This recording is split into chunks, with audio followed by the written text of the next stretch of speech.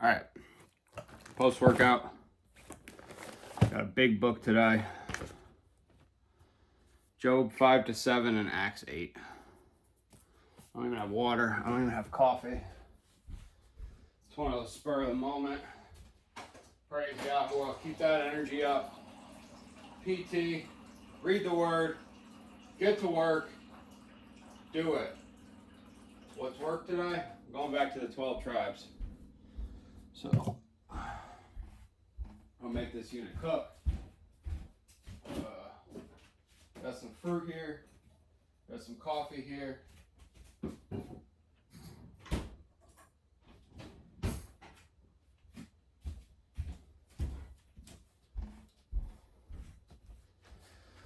Because who knows how long this video is going to last.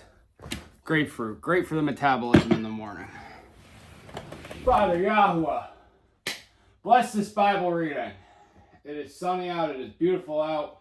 We are inside, we are doing your word. We are getting ready for the week. It's midweek, it's Tuesday. We bless you, we praise you, we love you. There are none like you. In Yeshua's name, amen. Get some air going. Get this word reading. Day 177. Job 5. Call out, please. Is there anyone to answer you? And to which of the set apart ones would you turn? For wrath kills the fool, and envy slays the simple. I myself have seen the fool taking root, but suddenly his home was cursed. His sons are far from safety. They are crushed in the gate with no one to deliver. The hungry eat up his harvest, taking it even from the thorns, and the spare snaps up their wealth. For evil does not come from the dust, nor does trouble spring from the ground. For man is born for trouble, and the sparks fly upward. But as for me, I would seek El, and I would submit my case to Elohim, who is doing great and unsearchable deeds, innumerable wonders, who is giving rain on the earth's face, and is sending waters on the field's face, to set the lowly on high, and those who mourn shall be lifted to safety, thwarting the schemes of the crafty, so that their hands do not work effectively, catching the wise in their own craftiness, and the counsel of schemers are swept away. By day they encounter darkness, at noon they grope as in the night. But he saves the needy from the sword of their mouth, from the clutches of the strong. Thus the poor have expectancy, and unrighteousness shuts her mouth. Look, blessed is the man whom Eloah does reprove. So do not despise the discipline of the Almighty. For he bruises, but he binds up. He smites, but his hands heal. In 6 distresses he delivers you, in 7 no evil strikes you. In scarcity of food he shall redeem you from death, and in battle from the power of the sword. When the tongue scourges, you are shielded, and you have no fear when destruction comes. At destruction and at starvation you laugh, and you have no fear of the beasts of the earth. For your covenant is with the stones of the field, and the beasts of the field shall be at peace with you. And you shall know that your tent is in peace, and shall visit your tent and not sin, and shall know that your seed are many, and your offspring like the grass of the earth. You shall come to the burial site in ripe old age, like the stacking of grain in its season. Look, this we have searched out. It is so. Hear it and know for yourself. And so that's the end of the testimony of Eliphaz. As I'm reading this, I see like so much. It's just like I'm reading the Proverbs, you know, like in this.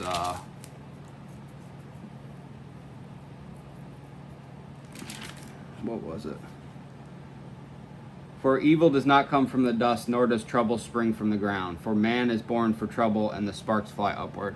Which is probably why Job is a book of wisdom. It's actually the first book of wisdom in this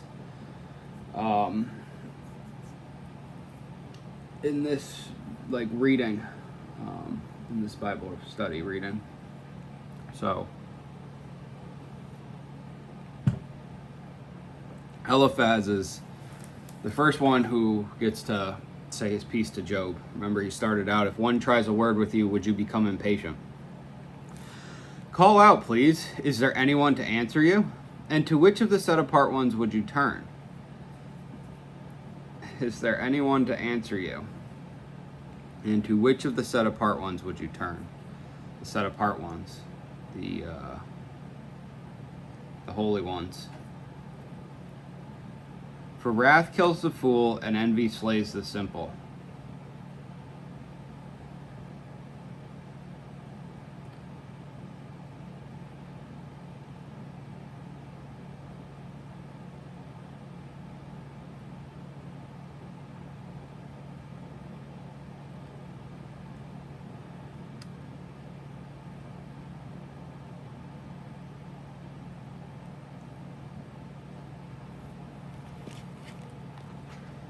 And this is why we have multiple Bibles.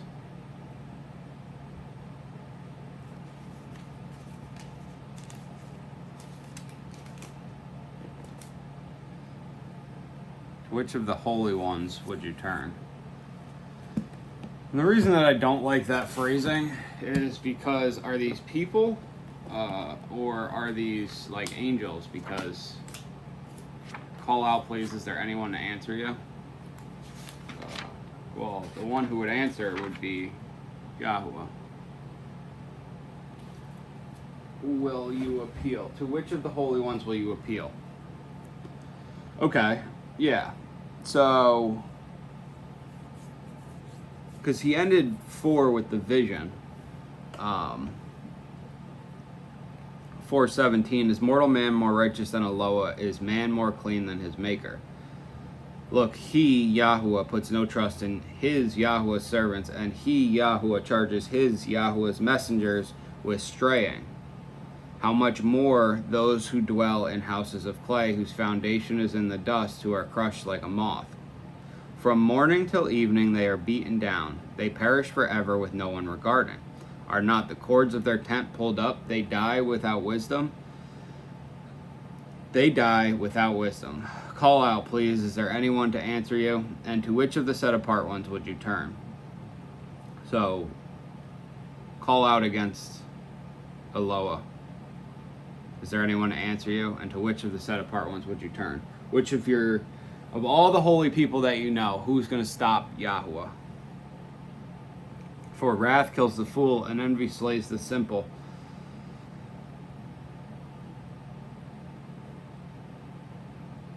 A fool in his anger. Let's see, and like, in doing this also, there's a...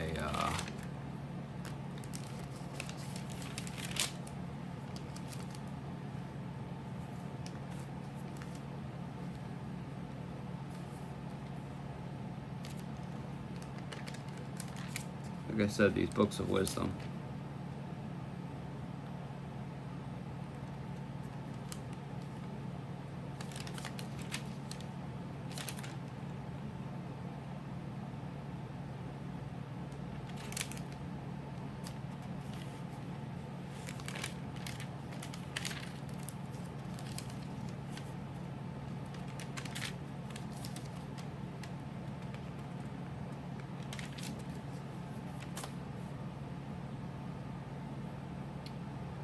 Wrath kills the fool. Have you ever seen somebody like get goofily angry? And envy slays the simple. These are the things that, like, when you're foolish, you're not a war planner, and so you have no business going to war. And envy slays the simple, which is when you want the complex things that other people have. This is like paradox. This is opposites.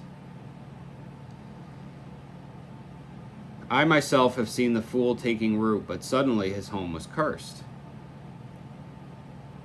His sons are far from safety. They are crushed in the gate with no one to deliver. The hungry eat up his harvest, taking it even from the thorns, and the snare snapped up their wealth. Just like all of a sudden, they're foolish and things get taken from them. And so, his sons are far from safety. They are crushed in the gate with no one to deliver. This is... Okay, we're going to keep going here, but we're going to take that as a chunk, 3 to 5. For evil does not come from the dust, nor does trouble spring from the ground. For man is born for trouble, and the sparks fly upward. But as for me, I would seek El, and I would submit my case to Elohim, who is doing great and unsearchable deeds, innumerable wonders, who is giving rain on the earth's face and is sending water on the field's face, to set the lowly on high, and those who mourn shall be lifted to safety, thwarting the schemes of the crafty, so that their hands do not work effectively, catching the wise in their own craftiness, and the counsel of schemers are swept away. Okay, so that 3 to 5 is what happens to... He's making the contrast. If you're a foolish person, all these things just suddenly happen to you, out of nowhere. Evil does not come from the dust, nor does trouble spring from the ground, for man is born for trouble, and the sparks fly upward. Beautiful. Man is born for trouble, and the sparks fly upward.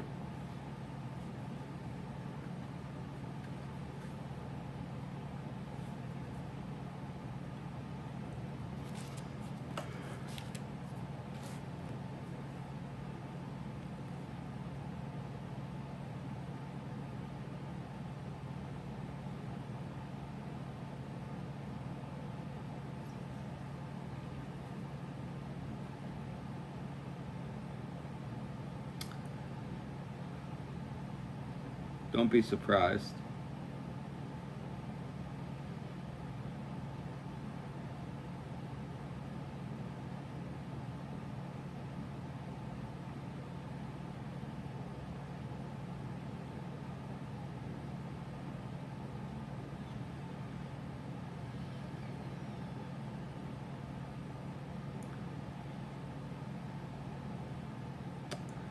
Again, similar to how much more those who dwell in houses of clay, whose foundation is in the dust, who are crushed like moths. For evil does not come from the dust, nor does trouble spring from the ground. For man is born for trouble, and the sparks fly upward. So you're not inherently evil when you're born. You know what I mean? You don't see a 6-month-old trying to slaughter people, trying to steal, trying to deceive people.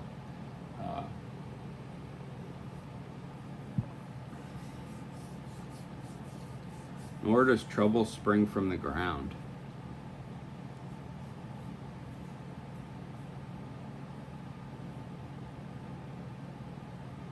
Trouble spring from the ground.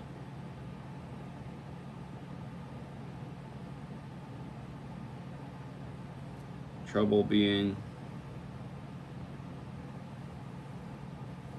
trouble different than evil. Because the trouble is the turmoil that we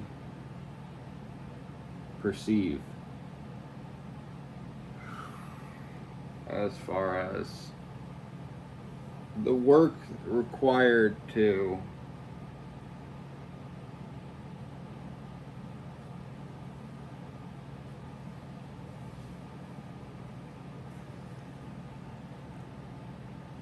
overcome a situation is trouble.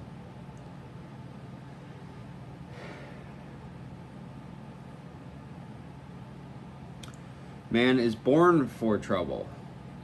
Man is born to overcome difficult situations by hard work. And the sparks fly upward. Alright, where are we at here?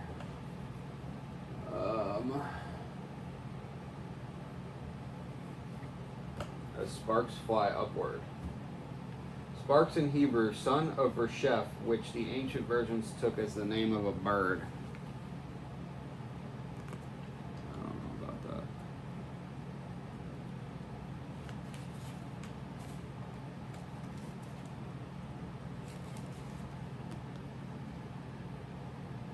They all have sparks fly upward.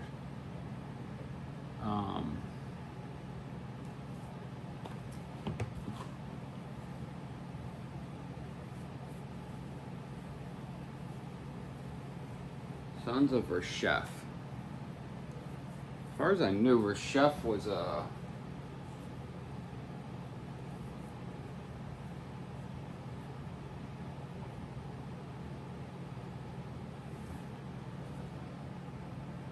Birds fly upward.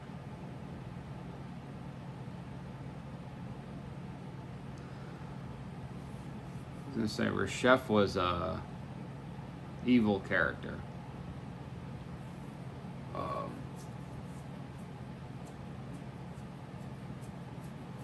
Where's my other phone?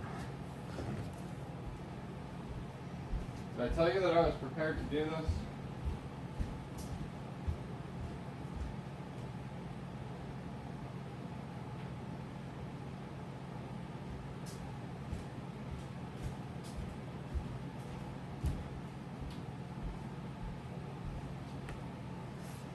Also got my glasses just in case I need them.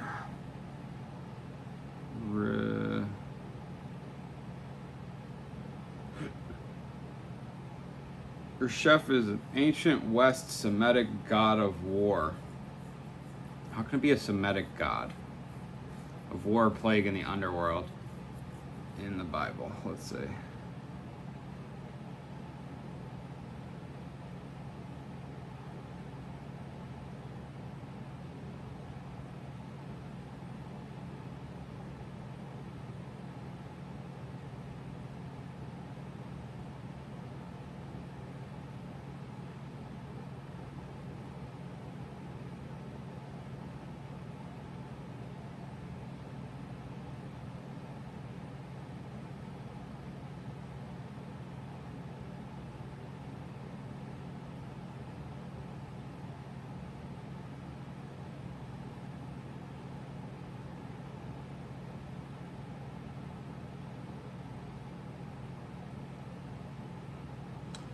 See, there may be no noise, but I'm doing this so that you don't have to.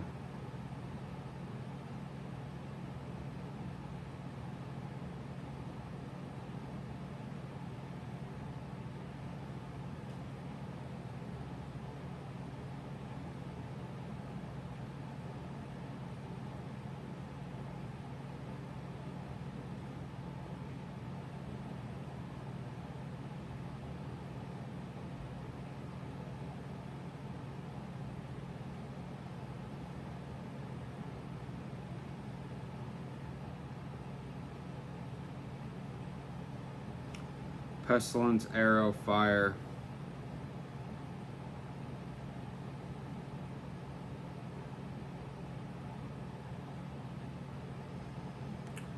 First Chronicles 7:25.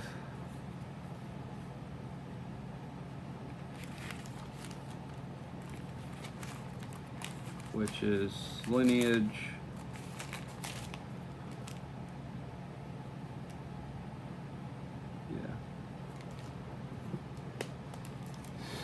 Let's go to here.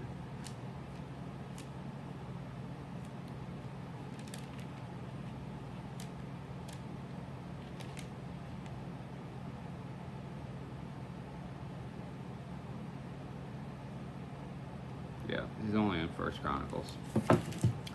So, from what I can find out, he's a god of the underworld, assuming that sons of Resheph fly upward. Oh, okay. So, it's got plague, arrows, pestilence, basically everything bad. And sons of Resheph fly upward.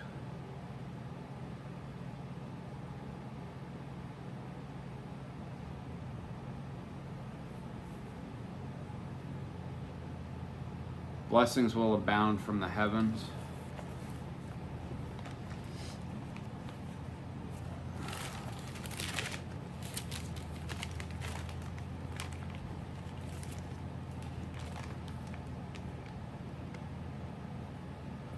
Malachi 3:8. Would a man rob Elohim? Yet you are robbing me. But you said him, what have we robbed you?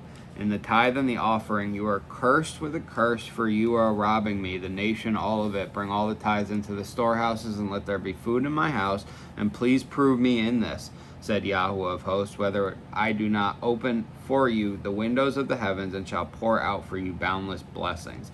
And I shall rebuke the devourer for you, so that it does not destroy the fruit of your ground, nor the vine fail to bear fruit for you in the field, said Yahweh of hosts.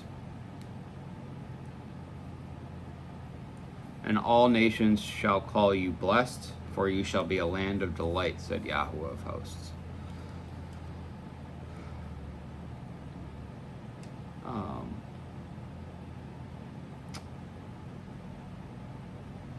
Open for you the windows of the heavens.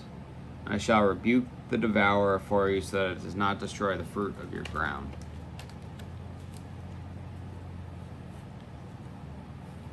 Yahweh is above us.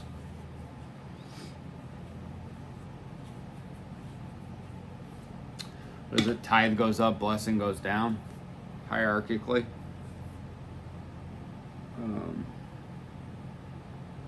So we are above the false gods.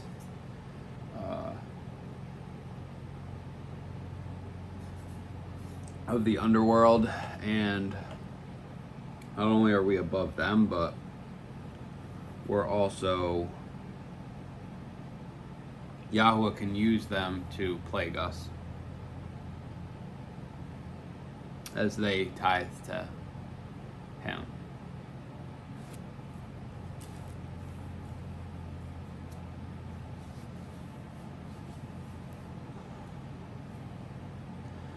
But as for me, Eliphaz sets the scene there and says, this is what a fool would do. This is what happens to fools. This is, some physical parallel. So we've got intellectual, physical, and now he goes into the spiritual.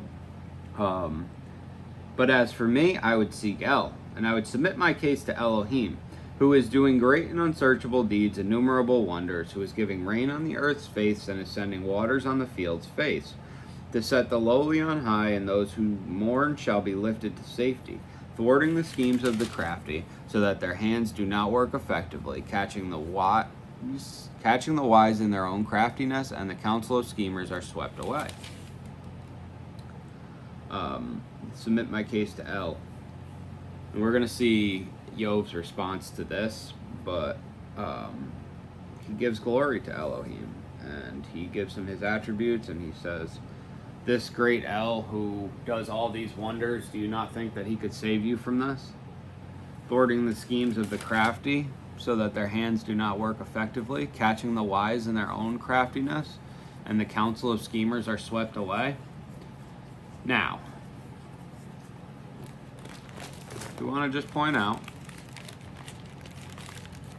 that although he catches the wise in their craftiness, Genesis 3:1, and the Nahash was more crafty than all the lives of the field which Yahweh Elohim had made.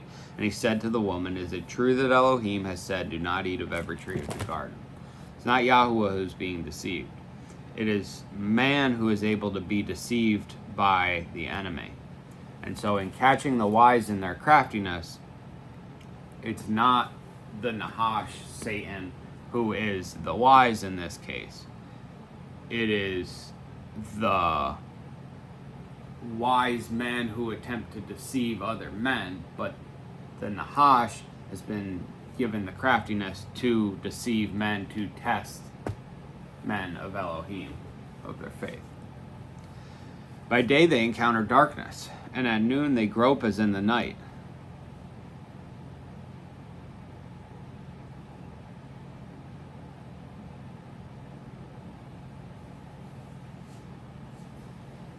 This is for the crafty.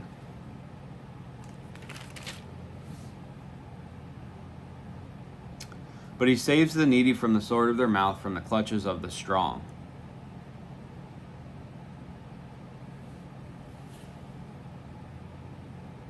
That he does. Thus the poor have expectancy, and unrighteousness shuts her mouth. Poor have expectancy. This expectancy is to delight in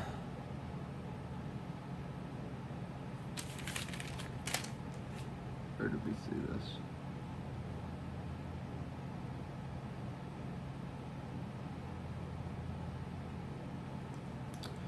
4:6 is not your reverence, your trust, the integrity of your ways, your expectancy. Thus the poor have expectancy, because Yahuwah will deliver on his promise. You can continue doing without worrying about the delivery of his promise, because he's going to deliver. That is the expectancy, is basically trust in El. Look, blessed is the man whom Eloah does reprove. So do not despise the discipline of the Almighty. Interestingly enough, that's in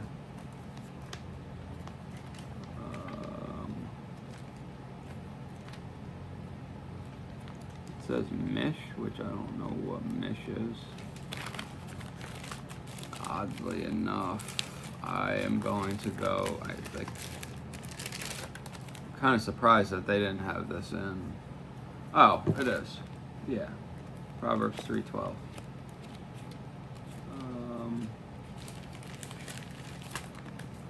Because this is where I know it from. For whom Yahuwah loves, he reproves, as the father the son whom he delights in. Blessed is the man who has found wisdom, and the man who gets understanding. To gain from it is better than gain from silver, and its increase than fine gold. It's a proverb we've touched on a couple times, because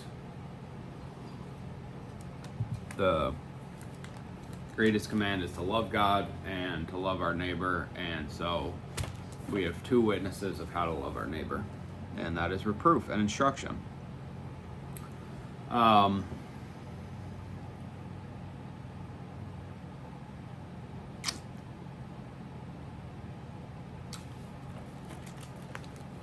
Hebrews 12:6-8.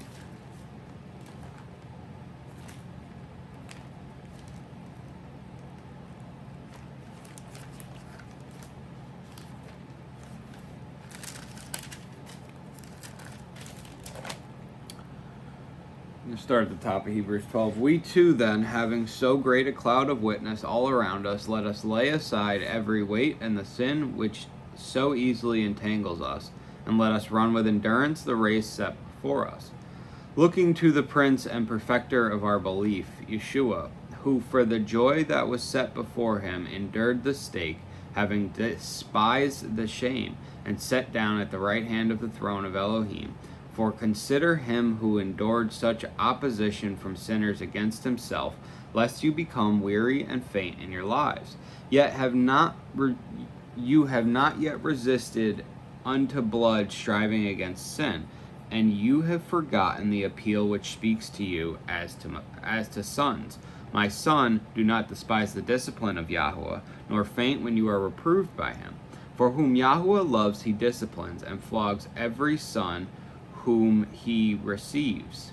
If you endure discipline, Elohim is treating you as sons. For what son is there whom a father does not discipline? But if you are without discipline, of which all have become sharers, then you are illegitimate and not sons. Moreover, we indeed had fathers of our flesh disciplining us, and we paid them respect. Shall we not much rather be subject to the Father of spirits and live? For they indeed disciplined us for a few days, as seemed best to them, but he does it for our profit, so that we might share his apartness. And indeed no discipline seems pleasant at the time, but grievous, but afterward it yields the peaceable fruit of righteousness to those who have been trained by it. So strengthen the hands which hang down, and weak knees, and make straight paths for your feet, lest the lame be turned aside, but instead to be healed. Pursue peace with all, and pursue apartness, without which no one shall see the master. See to it that no one falls short of the favor of Elohim, that no root of bitterness springing up causes trouble, by which many become defiled, lest there be anyone who whores or profanes one, like Esau, who for a single meal sold his birthright. For you know that afterward, when he wished to inherit the blessing, he was rejected, for he found no place for repentance, though he sought it with tears. Okay.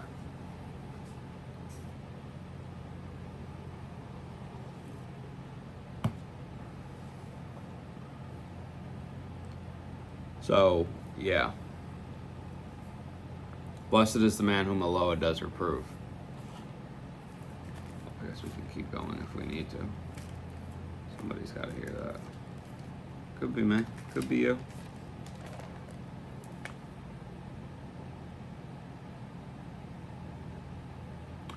For you have not drawn near to a mountain touched and scorched with fire and to blackness and darkness and storm and a sound of a trumpet and a voice of words, so that those who heard it begged that no further word should be spoken to them, for they could not bear what was commanded. If even a beast touches the mountain, it shall be stoned or shot through with an arrow.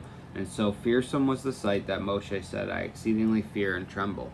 But you have drawn near to Mount Sion and to the city of the living Elohim, to the heavenly Jerusalem, to myriads of messengers, to the entire gathering and assembly of the firstborn, having been enrolled in heaven, and to Elohim the judge of all, and to the spirits of righteous men made perfect, and to Yeshua the mediator of a new covenant, and to the blood of sprinkling, which speaks better than the blood of Abel. The blood of Abel that was on the ground. Wow. Speaks better than the blood of Abel. The blood of your brother cries out to me.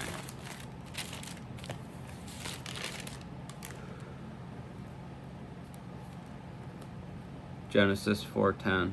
What have you done? The voice of your brother's blood cries out to me from the ground. And to Yeshua the mediator of a new covenant, and to the sprinkling of blood, which speaks better than the blood of Abel. Wow, that's beautiful. Take heed not to refuse the one speaking. The one speaking, Yeshua. For if those did not escape who refused the warning on earth, much less we who turn away from him from the heaven. Whose voice shook the earth then, but now he has promised, saying, Yet once more I shake not only the earth, but also the heaven. And this, yet once more, makes clear the removal of what is shaken, as having been made, so that the unshaken matters might remain. Therefore, receiving an unshakable reign, let us hold the favor through which we serve Elohim pleasingly with reverence and awe, for indeed our Elohim is a consuming fire. So, takeaways. We've got reproof and instruction and an upgrade to Messiah from all the other witnesses of the Old Testament.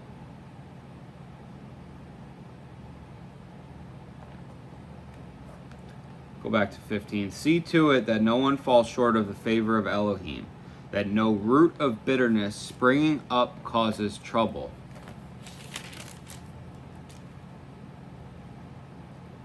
Nor does trouble spring from the ground,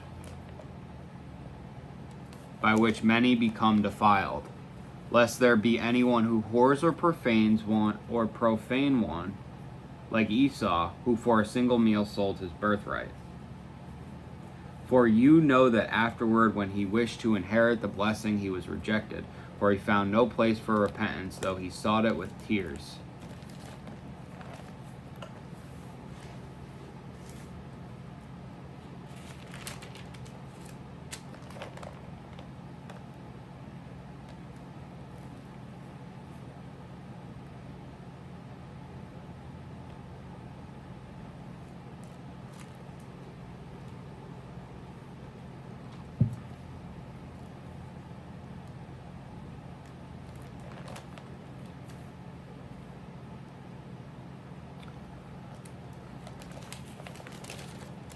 No root of bitterness springing up causes trouble.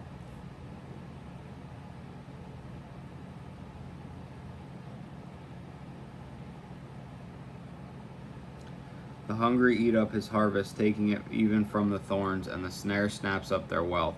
For evil does not come from the dust, nor does trouble spring from the ground.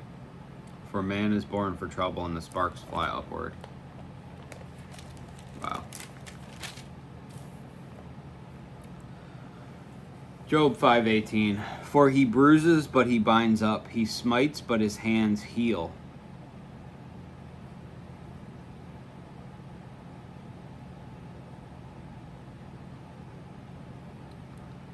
that has 3 different witnesses. Jeremiah 32:42.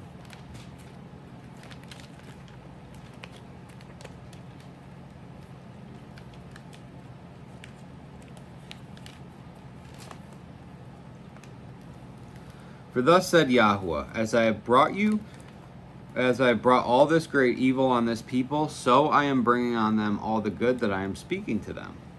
And the fields shall be bought into this land, of which you are saying it is a wasteland without man or beast. It has been given into the hand of the Chaldean.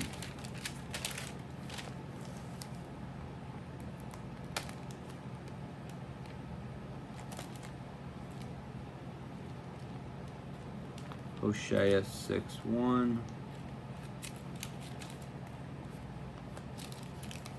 It's right after Daniel. And Lamentations.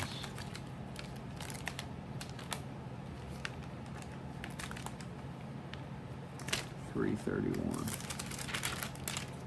Which is another book by Jeremiah. For Yahweh does not cast off forever. For though he afflicted, yet he shall show compassion according to the greatness of his love and commitments.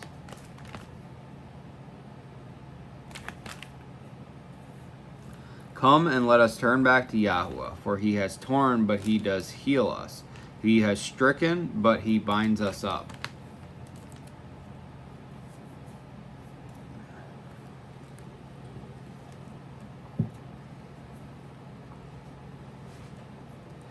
For he bruises, but he binds up. He smites, but his hands heal. I don't fully understand the references here, so I'm going to just keep going as he bruises, but he binds up. He smites, but his hands heal.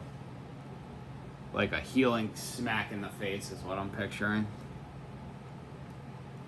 In 6 distresses he delivers you, and in 7 no evil strikes you.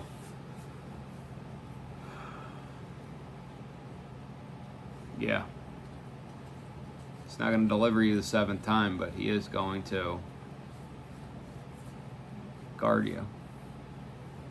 In scarcity of food he shall redeem you from death, and in battle from the power of the sword. He's really building up Yahuwah here.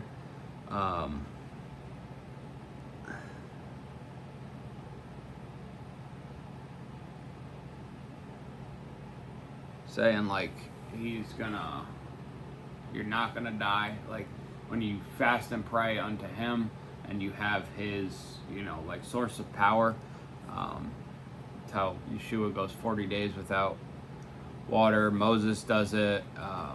Ezekiel survives on like half a cup of water and a slice of bread for a year.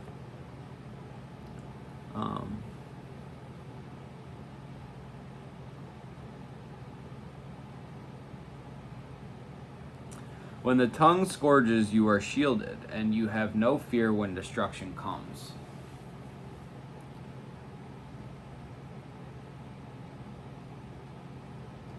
At destruction and at starvation you laugh, and you have no fear of the beasts of the earth.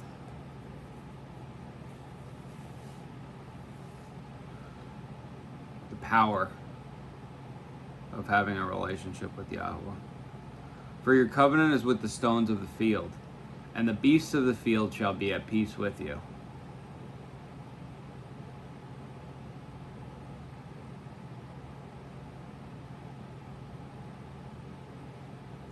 The covenant is with the stones of the field. If the people did not cry out, the stones would. Do you not think that I could raise sons of Abraham out of these stones? Boy. Make sure I'm still on camera here. And you shall know that your tent is in peace, and shall visit your tent and not sin. And shall know that your seed are many, and your offspring like the grass of the earth. You shall come to the burial site in ripe old age, like the stacking of grain in its season. Look, this we have searched out. It is so. Hear it and know for yourself. This is the relationship with Yahweh. I would seek El, and I would submit my case to Elohim. Look, blessed is the man who Eloah does reprove. At destruction and at starvation you laugh. You have no fear of the beasts of the earth. For your covenant is with the stones of the field, and the beasts of the field shall be at peace with you. And you shall know that your tent is in peace, and you shall visit your tent and not sin. Come home to a peaceful home. And shall know that your seed are many, and your offspring like the grass of the earth. Shall make your seed like the stars of the heavens. Is that Genesis 12:8?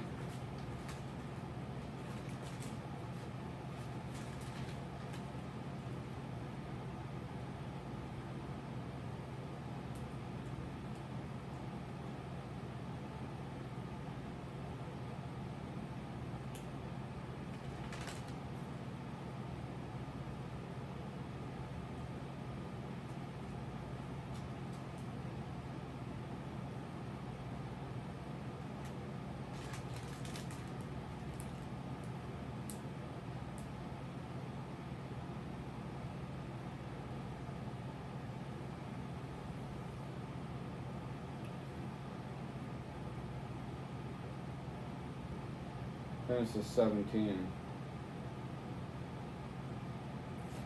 All about the seed.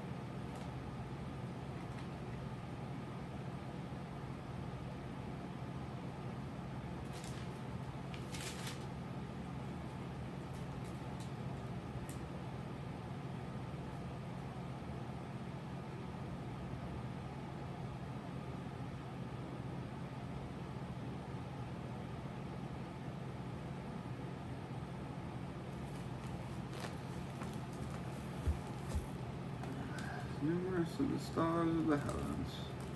I just should know this.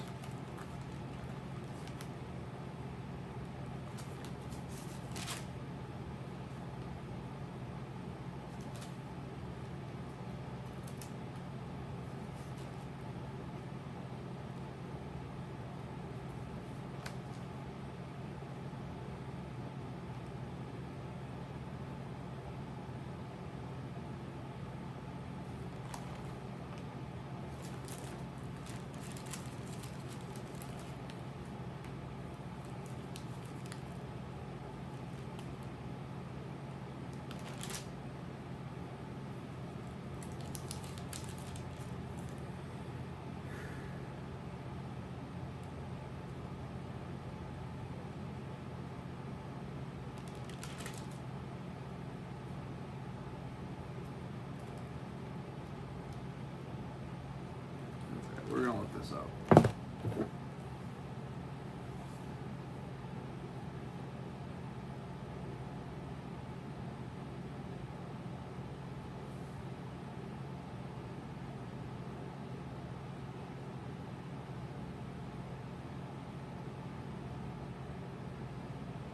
Genesis 22. He says this later. 17. Messenger of Yahweh called to Abraham a second time from the heavens and said, by myself. This is a capital M messenger.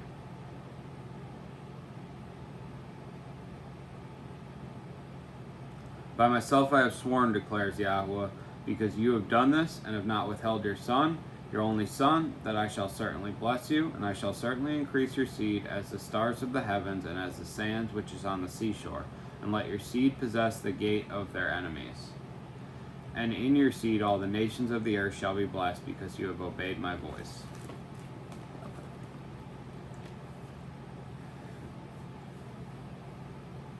You shall know that your seed are many, and your offspring like the grass of the earth. Did it even say that?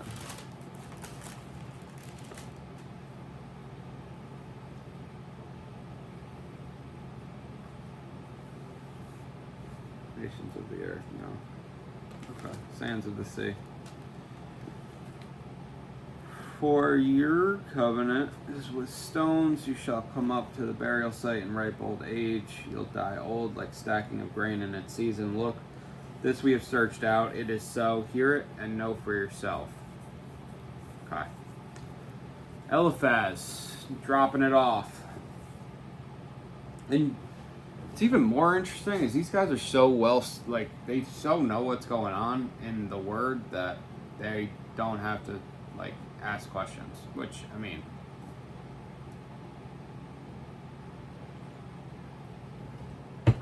like, you never see somebody in a movie say, "What did you say?" Chapter 6, and Job answered and said, "Oh, that my grief were thoroughly weighed, and my calamity be placed on the scales, for it would outweigh the sand of the sea. Therefore my words have been rash, for the arrows of the Almighty are within me. My spirit drinks in their poison. The onslaughts of Eloah are arrayed against me. Does the wild donkey bray when it has grass, or does the ox bellow over its fodder? Is tasteless food eaten without salt? Is there any flavor in the juice of mallows? I refuse to touch it. They are like food when I am sick. Oh, that I might have my desire, that Eloah would grant me what I long for, that it would please Eloah to crush me, loose his hand and cut me off. Then I would still have comfort, and I would rejoice in pain, though not spared. For I have not hidden the words of the set apart one. What strength do I have that I should wait? And what is my end that I should prolong my life? Is my strength the strength of stones? Is my flesh of bronze? Is my help not within me, and is ability driven from me? To him who is afflicted, love and commitment. Even the one leaving the fear of the Almighty, my brothers are as undependable as a wadi, as a bed on which streams once ran, which are dark because of the ice in which the snow is hidden. When it is warm, they cease to flow. When it is hot, they vanish from their place. The paths of their way turn aside. They enter wastes and perish. Passengers of Tema look expectantly. Travelers of Sheba waited for them. They were ashamed because they had trusted. They came there and were disappointed. Indeed, you have now become the same. You see my downfall and are afraid. Did I ever say, "Give to me," or offer a bribe for me from your wealth, or rescue me from the hand of your enemy, or redeem me from the hand of oppressors? Teach me, and I shall be silent, and show me where I have gone astray. Words of uprightness are harsh, but what does your reproving reprove? Do you reckon to reprove my words and the saying of one in despair, which are as wind? You would cast lots over the fatherless and make merchandise of your friend. But now, please look at me. Whether I would lie to your face, relent, please. Let there be no unrighteousness, relent. My righteousness is still in it. Is there unrighteousness on my tongue? Does my taste not discern what is perverse? Cool. All right. Job answered, "Oh, that my grief were thoroughly weighed and my calamity be placed on the scales." Woo! Like, if I was getting credit for the amount of grief that I had right now, for it would outweigh the sand of the sea. Therefore my words have been rash. I am more grieved than I want this seed right now. Therefore my words have been rash. He's like, I'm not thinking clearly. For the arrows of the Almighty are within me. My spirit drinks in their poison. The onslaughts of Eloah are arrayed against me. The onslaughts of Eloah are arrayed against me, and the arrows of the Almighty are within me. He's feeling spiritual warfare, and he's feeling it from Yah. We don't yet have attribution to the enemy. And this is, how do I say, like, it's like we followers, true believers, believe that all things come from him.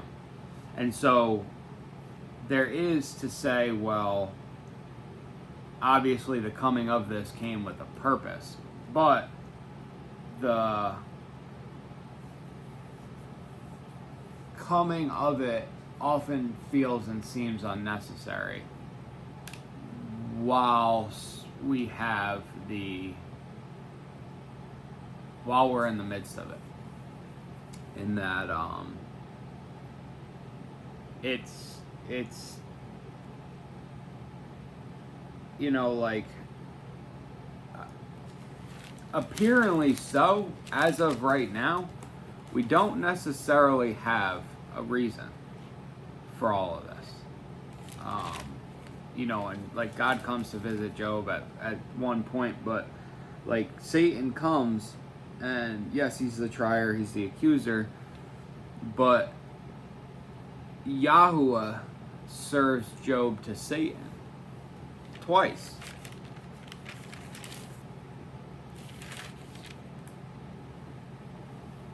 Satan doesn't say, oh, I found this guy Job, let me go test him.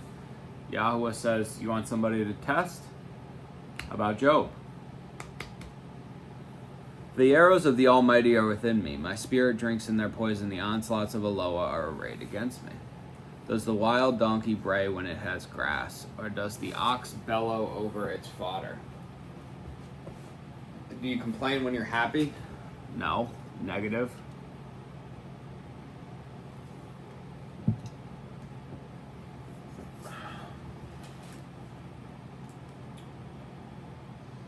Is tasteless food eaten without salt? Is there any flavor in the juice of mallows? I want to see what. In the white of an egg. Okay, that's interesting.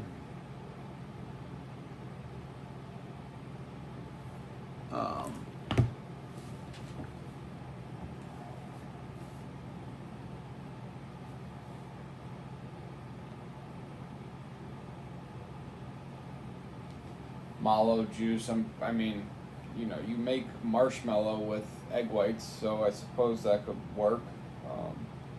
It's the advantage of having multiple Bibles of different persuasions, and they just kind of little things, little ways.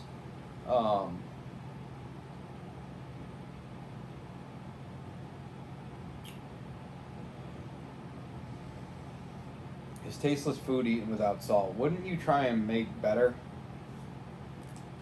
that which is not good? Is there any flavor in the juice of mallows? Is there any flavor in egg whites? Not until you put some sugar in it, and then you make mallows from the egg whites with the sugar. I refuse to touch it. They are like food when I am sick. I refuse to touch it.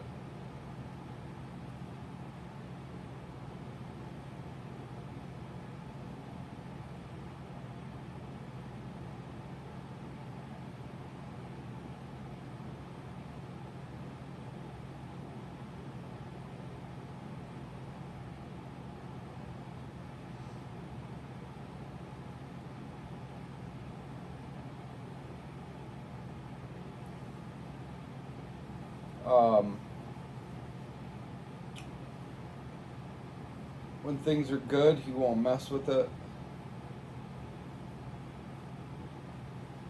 When things are bad.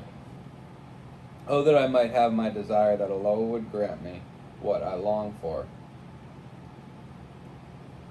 How many times have we prayed that this week? That it would please Allah to crush me, loose his hand and cut me off.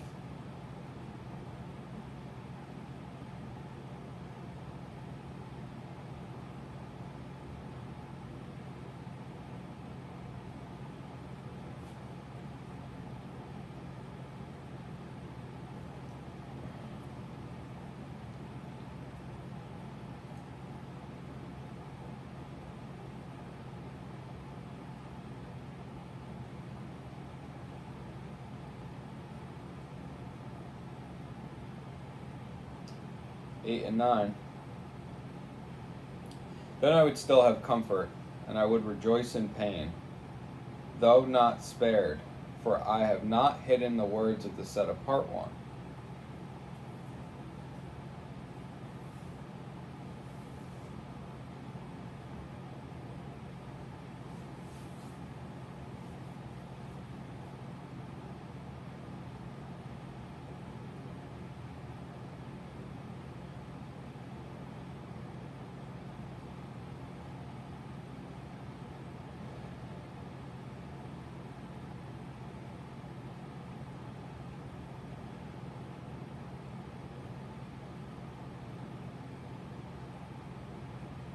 Saying it'd be better if I was dead. It'd be better if I was dead. This is what I want, that God would grant it to me, that it would please Him to grant it to me. And this way I would not have hidden the words of the set apart one.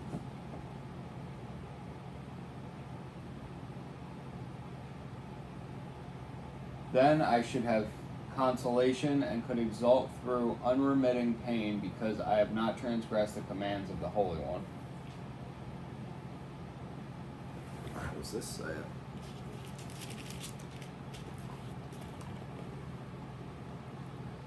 For even that would bring me comfort. I would leap for joy despite the unrelenting pain, for I have not denied the sayings of the Holy One.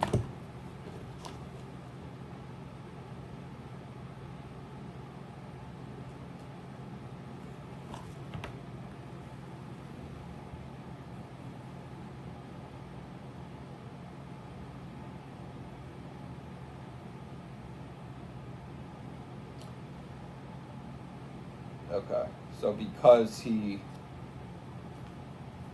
saying I've done nothing wrong, I'd rather be dead because I've done nothing wrong.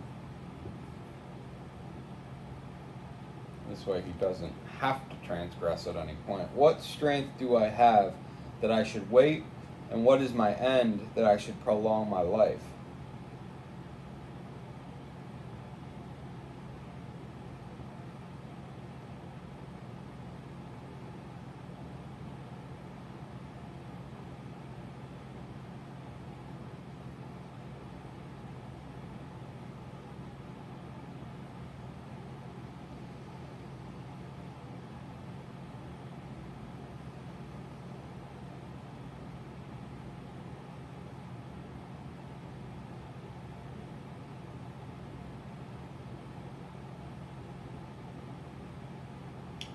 How am I able to overcome this? And why should I want to? Is my strength a strength of stones? Is my flesh of bronze? Is my help not within me? And is ability driven from me?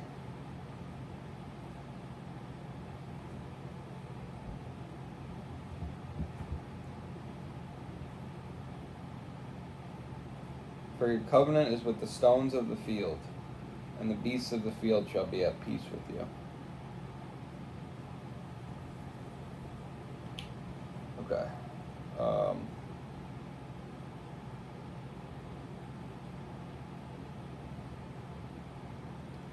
Is my help not within me, and my ability driven from me? To him who is afflicted, love and commitment, even the one leaving the fear of the Almighty.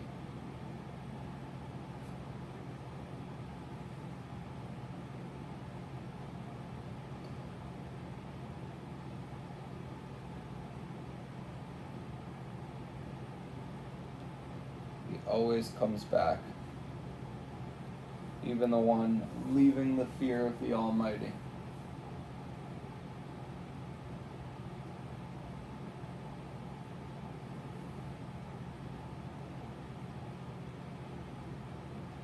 My brothers are as undependable as a wadi, as a bed on which streams once ran. Okay. I need to get this one over here too. The sun is creating quite a light catastrophe through here. Anyone who withholds loyal love from his fellow man will forsake the fear of the Almighty. To him who is afflicted. These all read differently. A friend owes kindness to one in despair, though he have forsaken the fear of the Almighty. To him who is afflicted, loving commitment. Even the one leaving the fear of the Almighty. Why would this be between friends? When... Okay.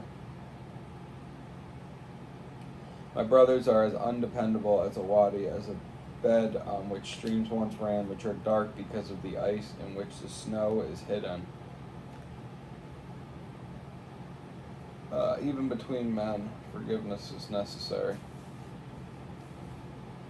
When it is warm, they cease to flow. When it is hot, they vanish from their place. Paths of their way turn aside. They enter wastes and perish. Wow.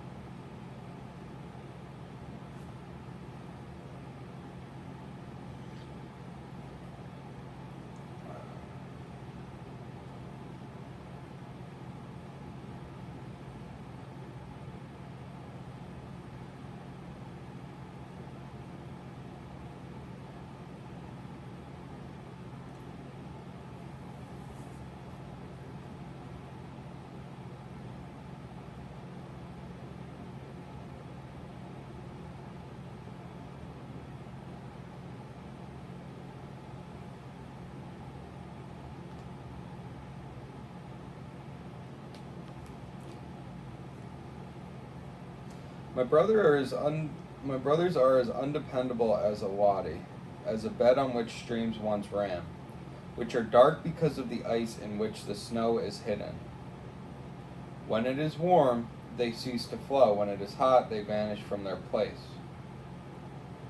The paths of their ways turn aside, they enter wastes and perish.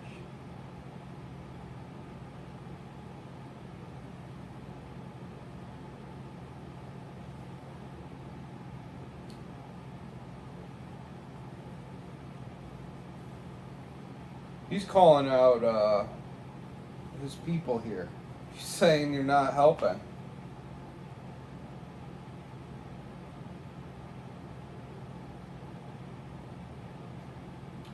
Eliphaz is like, just keep your chin up. And Job is like, my brothers are undependable as a wadi, as a bed on which streams once ran, which are dark because of the ice. They've got black ice. And the snow, in which the snow is hidden. This translation uses some real interesting verbiage, because I guess I would have wrote this, like reading the other ones. My own brothers have been as treacherous as a winter stream, like the water of winter streams that dry up. They are darkened by ice, and in them the melting snow is hidden. But in due season they become waterless and come to an end. When it becomes hot, they dry up. Their course is diverted. They flow into the desert and vanish. He's feeling abandoned by them because they're like, keep your chin up and praise Yahweh. And he's like, I praise Yahweh every day. Don't tell me to praise Yahweh. And this is interesting too, going back to is not your reverence, your trust, and the integrity of your ways, your expectancy, but now it has come to you, and you are impatient. It strikes you, and you are troubled. He's like, yeah, and I've been this, and I've been the guy to, push people through this, and now I'm going through this, and it just seems unnecessary. And this is not uncommon. This is not uncommon.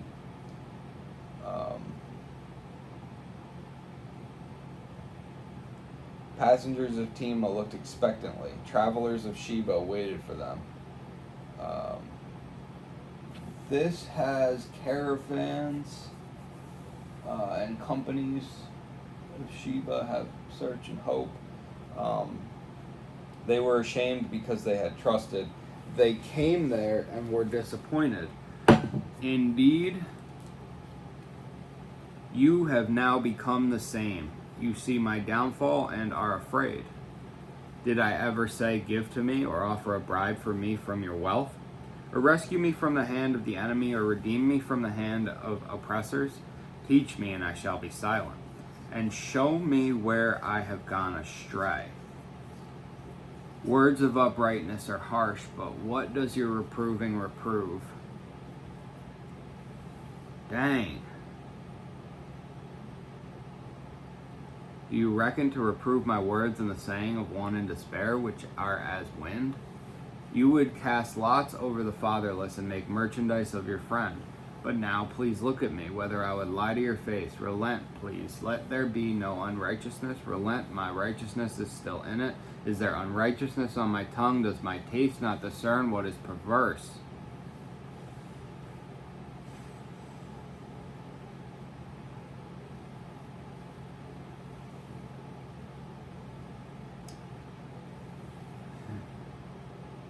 This isn't fair. I'm gonna go just run through chapter 6. This isn't fair. Yahweh has stricken me. I want nothing to do with this. I wish that Yahweh would kill me and that it would please him, even in my death, that I would be pleasing to him. I have not transgressed him. I have no idea how I'm going to get through this.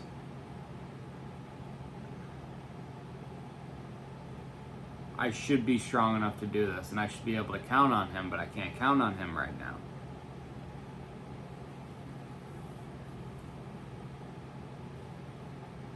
Whatever I did wrong should be forgiven. Yahweh forgives everybody, and I'm still praising him, and there's no reason that I should not be forgiven. You guys are overflowing right now, but you have no idea what this feels like, and you've never hit all of these bases in a day. When it is warm, they cease to flow. When it is hot, they vanish from their place. Slowly but surely. Passengers looked expectancy. Travelers of Sheba waited for them. They were ashamed because they had trusted. They came there and were disappointed. Indeed, you have now become the same. You see my downfall and are afraid. Did I ever say, give to me, or offer a bribe for me from your wealth? Or rescue me from the hand of the enemy, or redeem me from the hand of oppressors? Teach me, and I shall be silent, and show me where I have gone astray. He's like, if you can tell me what I did wrong, I will believe you. Words of uprightness are harsh, but what does your reproving reprove? You don't even have, like, you're telling me to God has a plan, and it's like, cool, but like, God having a plan doesn't get me to why this is happening in the first place, you know? And so God had a plan, I was going with the plan, and now God just jackknifed the plan and decided that there's a new plan now, and didn't let me know. You would cast lots over the fatherless and make merchandise of your friends. Ooh. But now please look at me, whether I would lie to your face. Relent, please. Let there be no unrighteousness. Relent, my righteousness is still in it. Is there unrighteousness on my tongue? Does my taste not discern what is perverse? Huh. This is so beautiful because, I mean, for many reasons, but specifically because Job is exclaiming how he's done nothing wrong, and he hasn't, you know? And so, like, there's an element of when you do something wrong and you know it, and you admit to it, and you accept it, and you take your punishment, there's a propriety there. There's a sense of properness. And then when Yas starts smacking you in the face for no reason, and you're like, man, should I quit or should I keep going? Should I go left or should I go right? Like, he just jackknifes the plan and surprises you, and it's like, I know that I still have faith. I know that I'm supposed to still have faith. I have no idea what I'm supposed to be doing right now. And that's the scariest part, because it's one thing to just be continuing on your merry way and hit obstacles and then know that God's got you. But it's another thing once God starts punching you in the face and you're just like, did I do something wrong? You know what I mean? And boy, I definitely feel this in my life right now. I felt it with the pizzeria. I thought that I could not have been doing anything better. Feeding thousands of homeless people, teaching kids, life skills and how to be and how not to, forsake your parents, and, timeliness and respect and, loving children who didn't have parents, and thinking I'm doing all this great stuff, and then it gets taken from me. And he says, leave it. And it's like, okay, and then he wants more from me. Hurts. It's not about, am I strong enough to do it? It's about, you should give to those who give to you. And I was already given. And instead of giving more, he took and then expected me to give more. I don't understand it. We're going to come back and do Job 7 and Acts 8. Shalom. Trail mix. With added goji berries. Coffee. Water.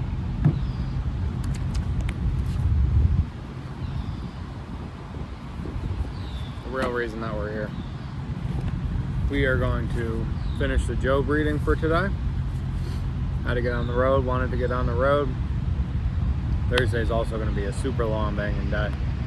But we're going to get her done. Right? Father Yahweh, I pray that your words be put in my mouth and fill me up with your Holy Spirit through Hakodesh, and let your will be done. And give the people what they need. Bless us all. In Yeshua's name. Amen.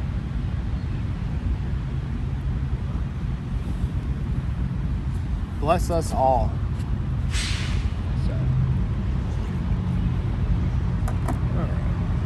Got some there. Got some here.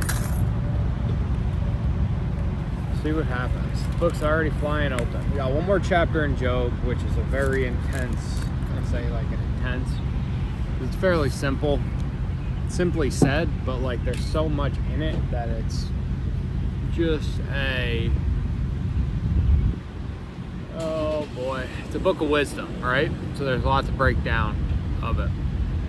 We're at a rest area in Wellsbridge. There's trucks. There's gonna be cars.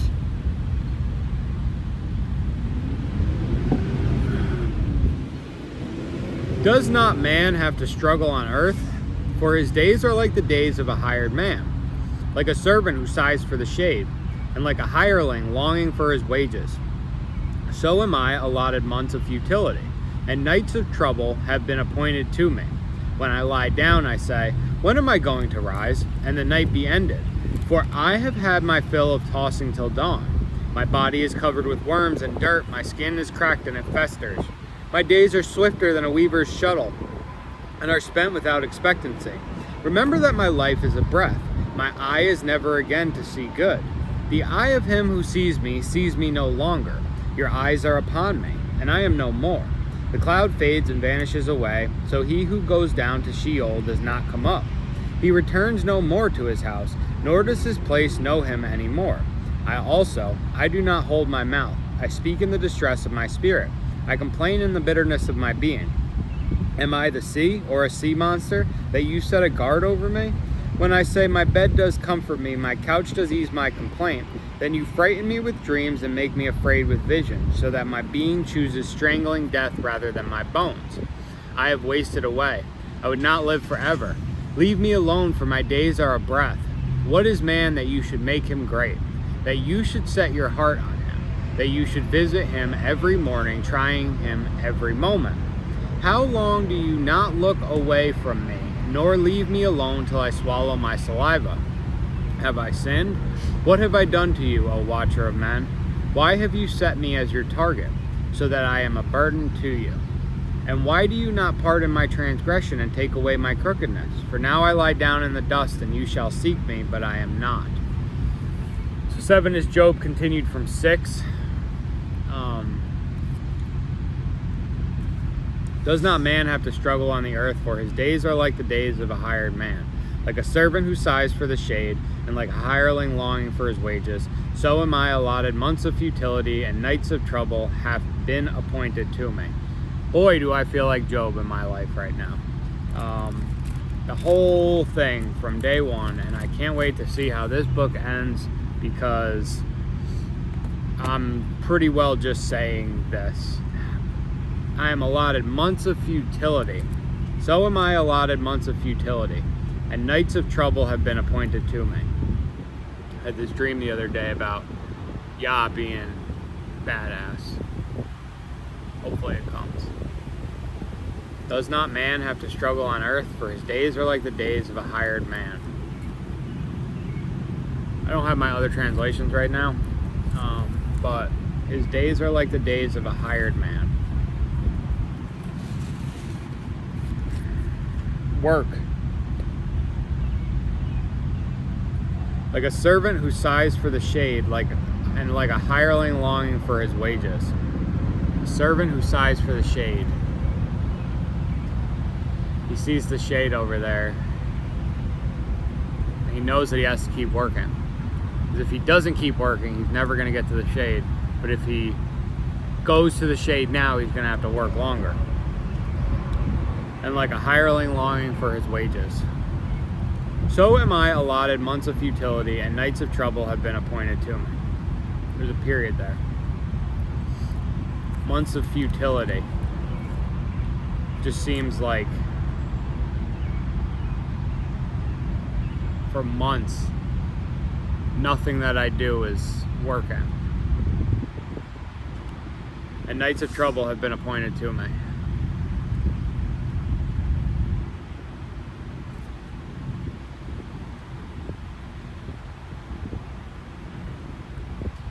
Nights of trouble. What did we say about trouble?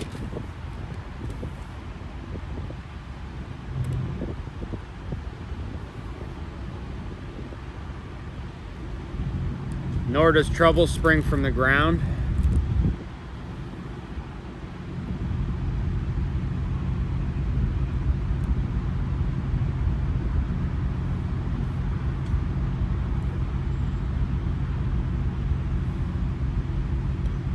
There's another one about trouble.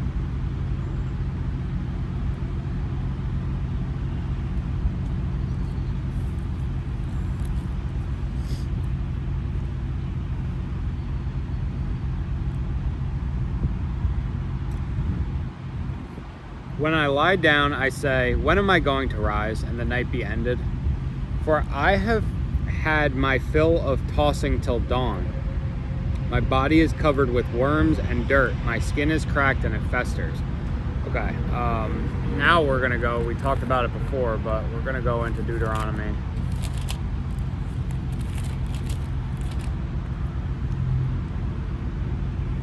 (28:67). In the morning you say, oh, that it were evening, and at evening you say, oh, that it were morning, because of the fear of your heart with which you fear, and because of the sight which your eyes see. Job's going through this right now. That is a curse of Deuteronomy 28. And I mean, Deuteronomy 28 just bangs, like, Yahuwah causes you to be defeated before your enemies. Yahuwah makes the rain of your land powder and dust. And it shall be, if you do not obey the voices of Yahuwah, cursed are you in the city, cursed are you in the field. And among those nations you are to find no rest, nor having a resting place for the sole of your foot. Locusts possess all your trees and all the fruits of your ground. And Job started this book out with, and that man was perfect and straight, and one who feared Elohim and turned aside from evil. And now Job's getting it. Job, while doing and guarding the commands of Elohim, is receiving all the plagues of one who does not. And this is why it's so important, this book. That's why it's been so talked about, and this is why we're spending so much time on this. Probably about an hour a chapter. I have no qualms about it. Put this on in your car. Put it on in the gym. Pay attention here. For I have had my fill of tossing till dawn. My body is covered with worms and dirt. My skin is cracked and it festers. It's like, I don't even look good. It's like, I don't even feel good. My body is covered with worms and dirt.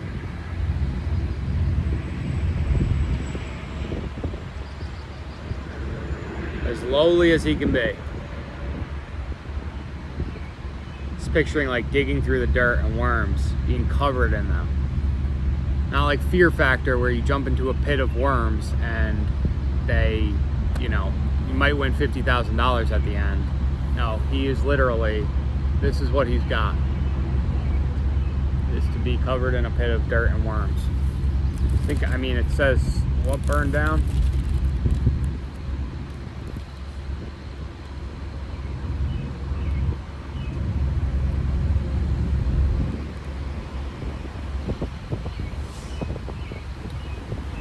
The fire of Elohim fell from the heavens and burned up the sheep and the servants and consumed them.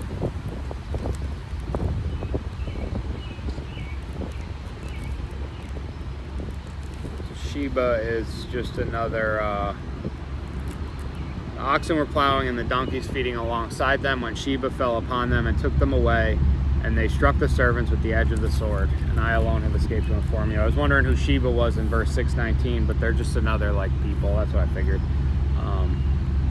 Okay. My days are swifter than a weaver's shuttle and are spent without expectancy. 4:6, is not your reverence your trust, the integrity of your ways your expectancy. My days are swifter than a weaver's shuttle and are spent without expectancy. He's starting to dwindle. We can only take so much as men. And he's explaining that to these guys. He's like, he's been kicked in the teeth and he's not hearing from Yah. He's not got the sacrifice. He's not got any reprieve in all of this. He feels like there's nothing that he can do. And his boys are here trying to comfort him. His friends are trying to comfort him. But they're here. They don't even know what to do until Job opens his mouth. They sat down with him on the ground 7 days and 7 nights, and no one spoke a word, for they saw that the pain was very great. After this, Job opened his mouth and cursed the day of his birth. They don't know how to handle this. They've never seen this before. My days are swifter than a weaver's shuttle. That thing that bounces up and down when yarn's being spun together and a shirt's being made. Remember that my life is a breath. My eye is never again to see good.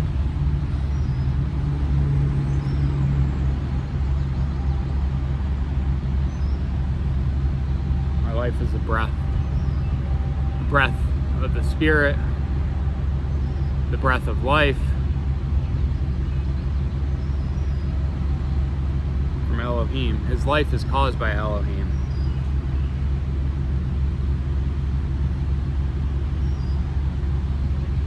His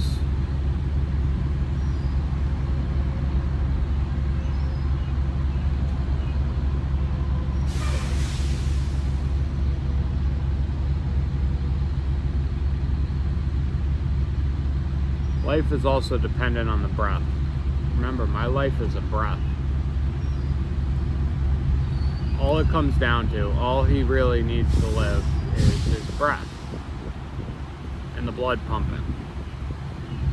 So if he has the blood pumping, what is it? Blood in your body and air in your lungs. My eye is never again to see good. And he doesn't have to be given good in order to be alive. And so in chapter 6, he's kind of wishing for his death.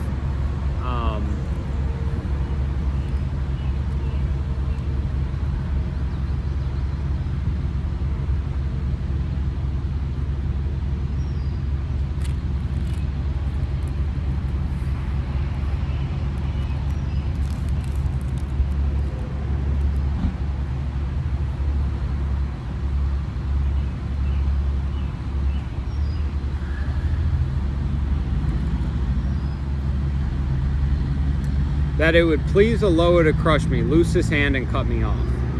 6:9. And now he's kind of acknowledging, like he's coming out of the trance, so to speak, about the peril of his life. The eye of him who sees me no longer.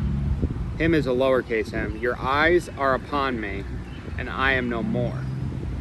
The eye of him who sees me no longer.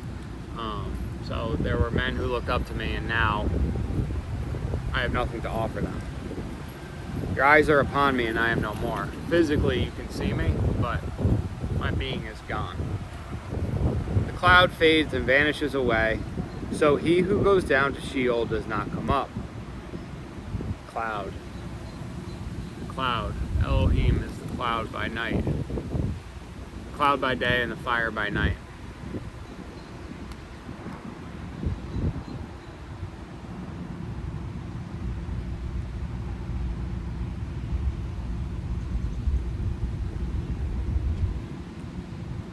So he who goes down to Sheol does not come up.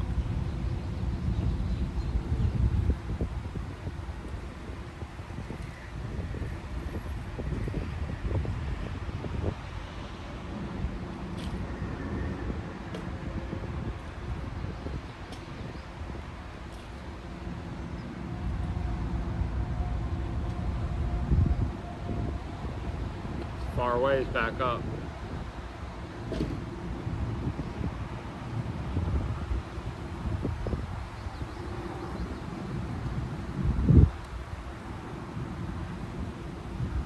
Sympathy.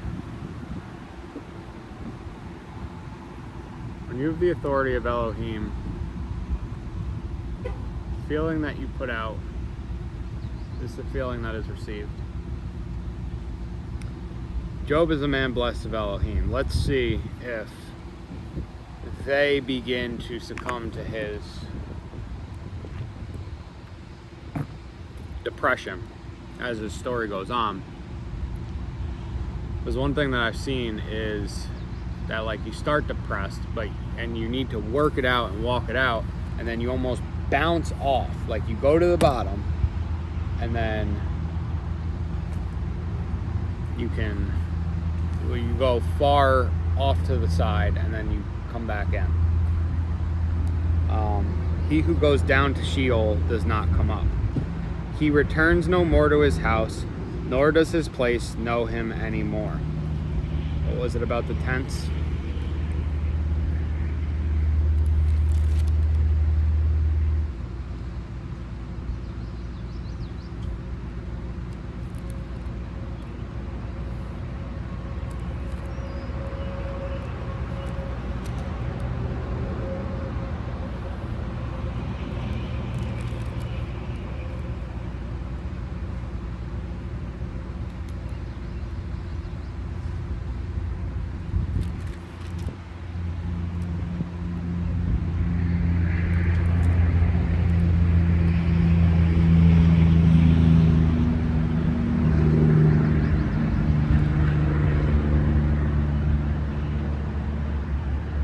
are not the cords of their tents pulled up, they die without wisdom. He returns no more to his house, nor does his place know him anymore. This is for Yahweh saying this to Eliphaz about how much more those who dwell in houses of clay, whose foundations is in the dust, who are crushed like a moth. From morning till evening they are beaten down, they perish forever, with no one regarding, are not the cords of their tents pulled up, they die without wisdom.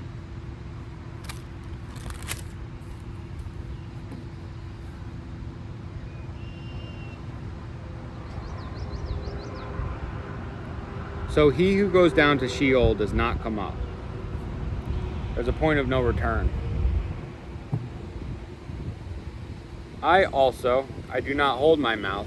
I speak in the distress of my spirit. I complain in the bitterness of my being.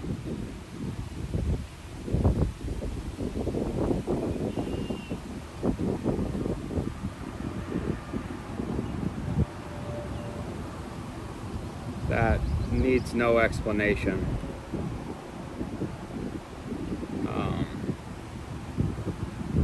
This is also,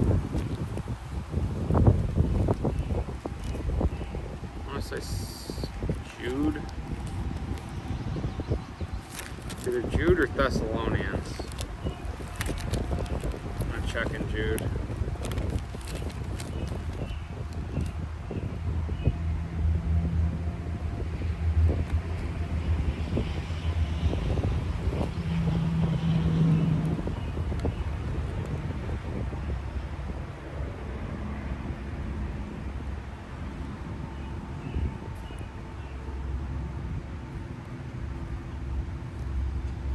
I'm going to read Jude 14.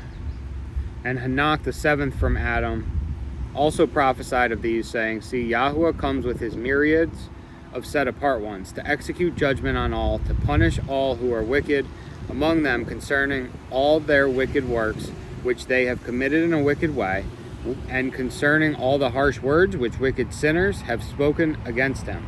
These are grumblers, complainers, who walk according to their own lusts, and their mouth speaks proudly, admiring faces of others for the sake of gain. But you, beloved ones, remember the words spoken before the emissaries of our Master Yeshua Messiah, because they told you that there would be mockers in the last time who would walk according to their own wicked lusts.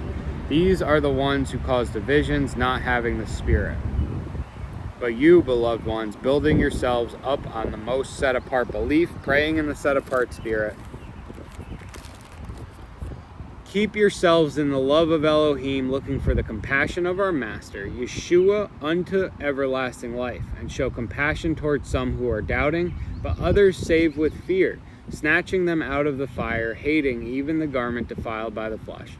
And to him who is able to keep you from stumbling and to present you blameless before the presence of his esteem with exceeding joy, to the only wise Elohim, our Savior, to be esteem and greatness and might and authority both now and forever. Amen.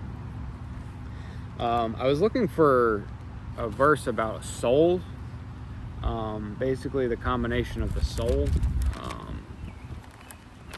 and I did not find it, which is okay, but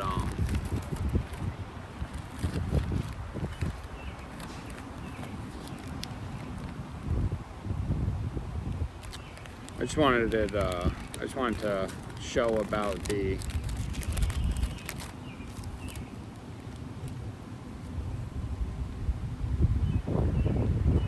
fact that he says my spirit here,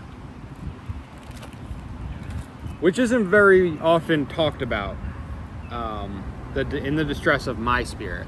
So he's admitting to his spirit versus the set apart spirit. Which he is a man perfect and set apart.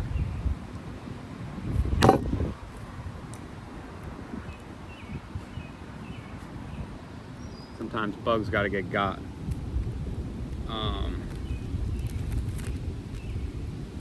Perfect and straight doesn't necessarily say that he's set apart.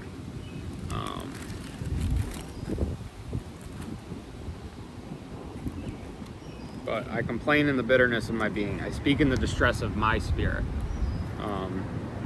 Up until now, too, we don't see, like, we see the Spirit coming upon people, right? So the Spirit exists from Genesis 1, but it picks and chooses who and where and when it's going to become.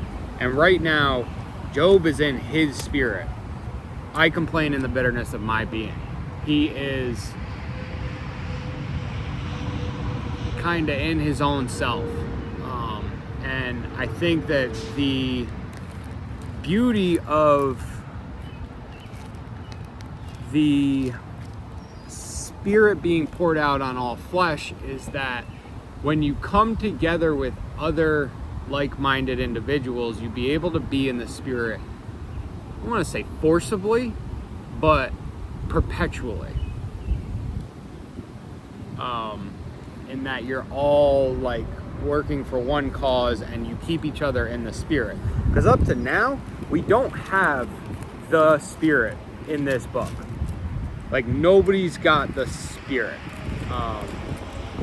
So I wonder too how that would play into, and maybe we do see it soon, but I wonder how that would play into the works of this book. I complain in the bitterness of my being.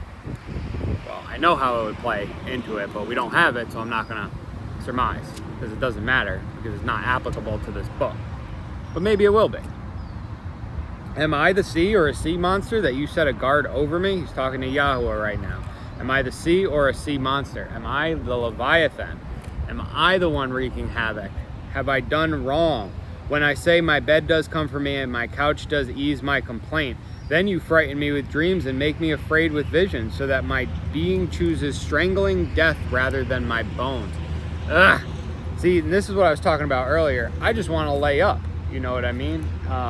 And you just get to a point where you're like, I want to lay up. And that's been one of the biggest, as difficult as it's been to be, like, to have given up my pizzeria and now dealing with, how do I deal with that?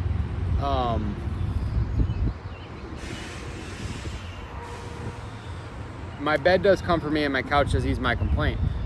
One of the things that I've said to many people, I've taken 3 naps in the past 9 months, and naps are awesome. Who doesn't love a nap? But I've gone out, I've given Bibles out, I've talked to people, I've witnessed to people, I've created witnesses, I've created my own testimony. And Yahuwah hates, Job is becoming depressed here, and Yahuwah hates that because it's unnecessary, because he is our strength. And so the requirement of us is that we dig unto him. We say, Yahuwah, where's your hand right now? I need you. And that's what he wants us to do. And Job has taken the bed and the couch. And Yahweh's reaction is, then you frighten me with dreams and make me afraid with visions, so that my being chooses strangling death rather than my bones. Well, I'd rather be dead. If I can't even relax, if you're gonna put me through the ringer and I can't even just like melt away and experience that, then I'd rather just be dead, because death will give me the rest. That is the sleep. I have wasted away. I would not live forever. Leave me alone, for my days are a breath. My days are a breath. Going back to the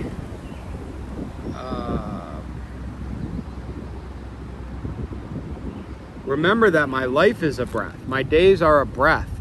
My days are my life, but also the shortness, the quickness of breath.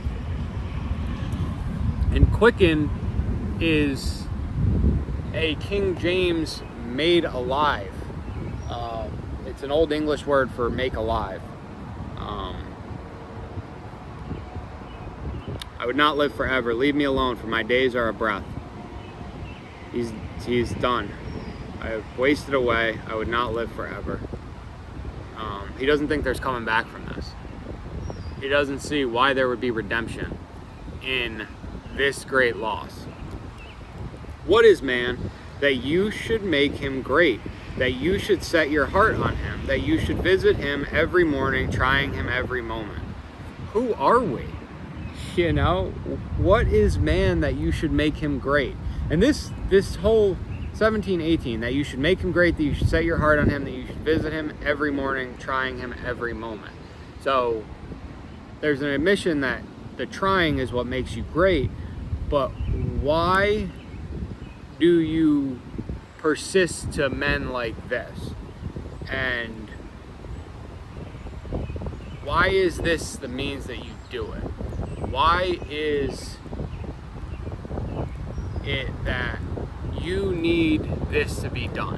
Why not just give everlasting life? You know, why did Yeshua have to die? Somebody asked me this once. We're going to answer that question in this book. How long do you not look away from me, nor leave me alone till I swallow my saliva? How long do you not look away from me, nor leave me alone till I swallow my saliva? This happens to me in the morning.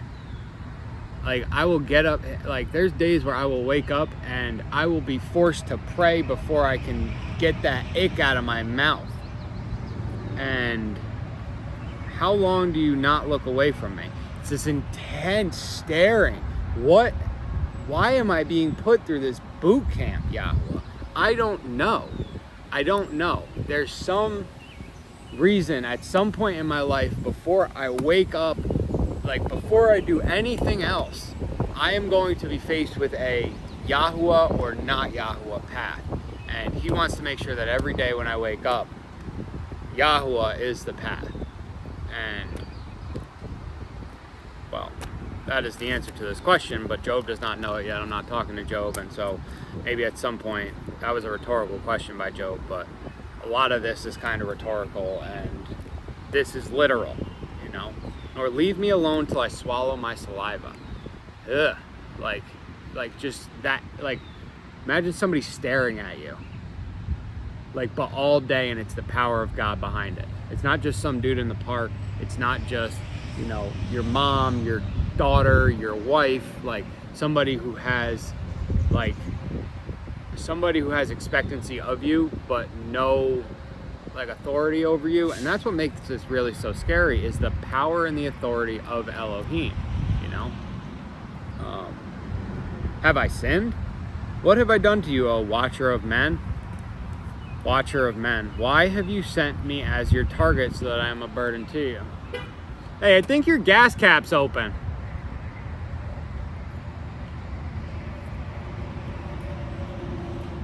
What have I done to you, O watcher of men? Why are you doing this? He's perfect, he's straight. Yeah, man. He's perfect, he's straight. And then he calls him a watcher of men. So I don't think this is a term of endearment here.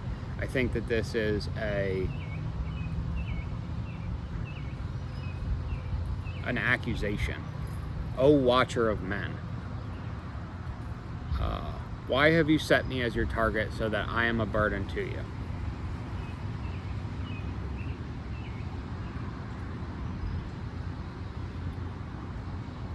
Why me? Why me?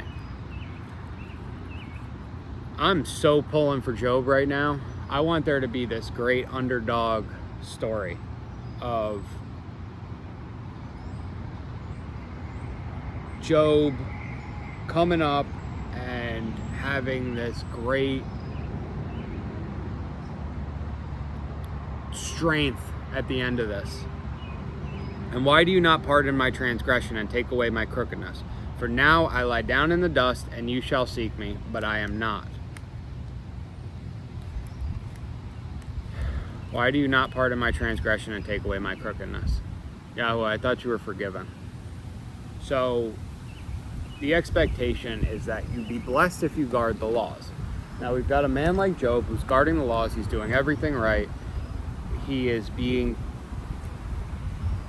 I want to say tested, but we don't fully have that picture here. We all know, like, oh, look at Job. And it's like, okay, sure. But why do you not pardon my transgression and take away my crookedness? There's nothing that you could do. There's no ability for you to forgive me. And we see this is a story that's playing out, right? So it's not like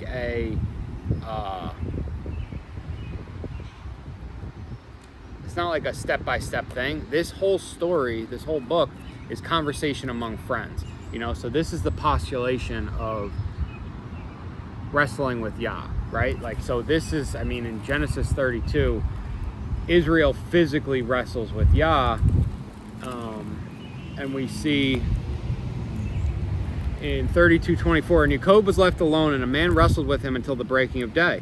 And when he saw that he did not overcome him, he touched the socket of his hip, and the socket of Jacob's hip was dislocated as he wrestled with him. And he said, let me go, for the day breaks. But he said, I am not letting you go until you have blessed me. So he asked him, what is your name? And he said, Jacob. And he said, your name is no longer called Jacob, but Yisrael, because you have striven with Elohim and with men and have overcome. And Jacob asked him, saying, please let me know your name. And he said, why do you ask about my name? And he blessed him there. And Jacob called the name of the place Peniel, for I have seen Elohim face to face, and my life is preserved. And the sun rose on him, and he passed over Penuel, and limped on his hip. That is why the children of Israel to this day do not eat the sinew of the hip, which is on the socket of the thigh, because he touched the socket of Jacob in the sinew of his hip. So we've got a back and forth here from 24 to 30. And he said, let me go, for the day breaks. But he said, I am not letting you go until you bless me. God starts wrestling with him, and God says, let me go. But Jacob says, I'm not letting you go, bless me. And he says, what is your name? Jacob. He says, your name is no longer Jacob, but Yisrael. And Jacob says, what is your name? He says, why do you ask about my name? And he blessed him. And then he goes away, right? And so there's that struggling there. You know, there's that like back and forth of Jacob wins in Genesis 32. But there's that back and forth of, you know, like this is what I expect from you, and this is how you're conducting yourself, and this goes counter to the way that you have indicated you would act towards me. For now I lie down in the dust, and you shall seek me, but I am not. You shall seek me, but I am not.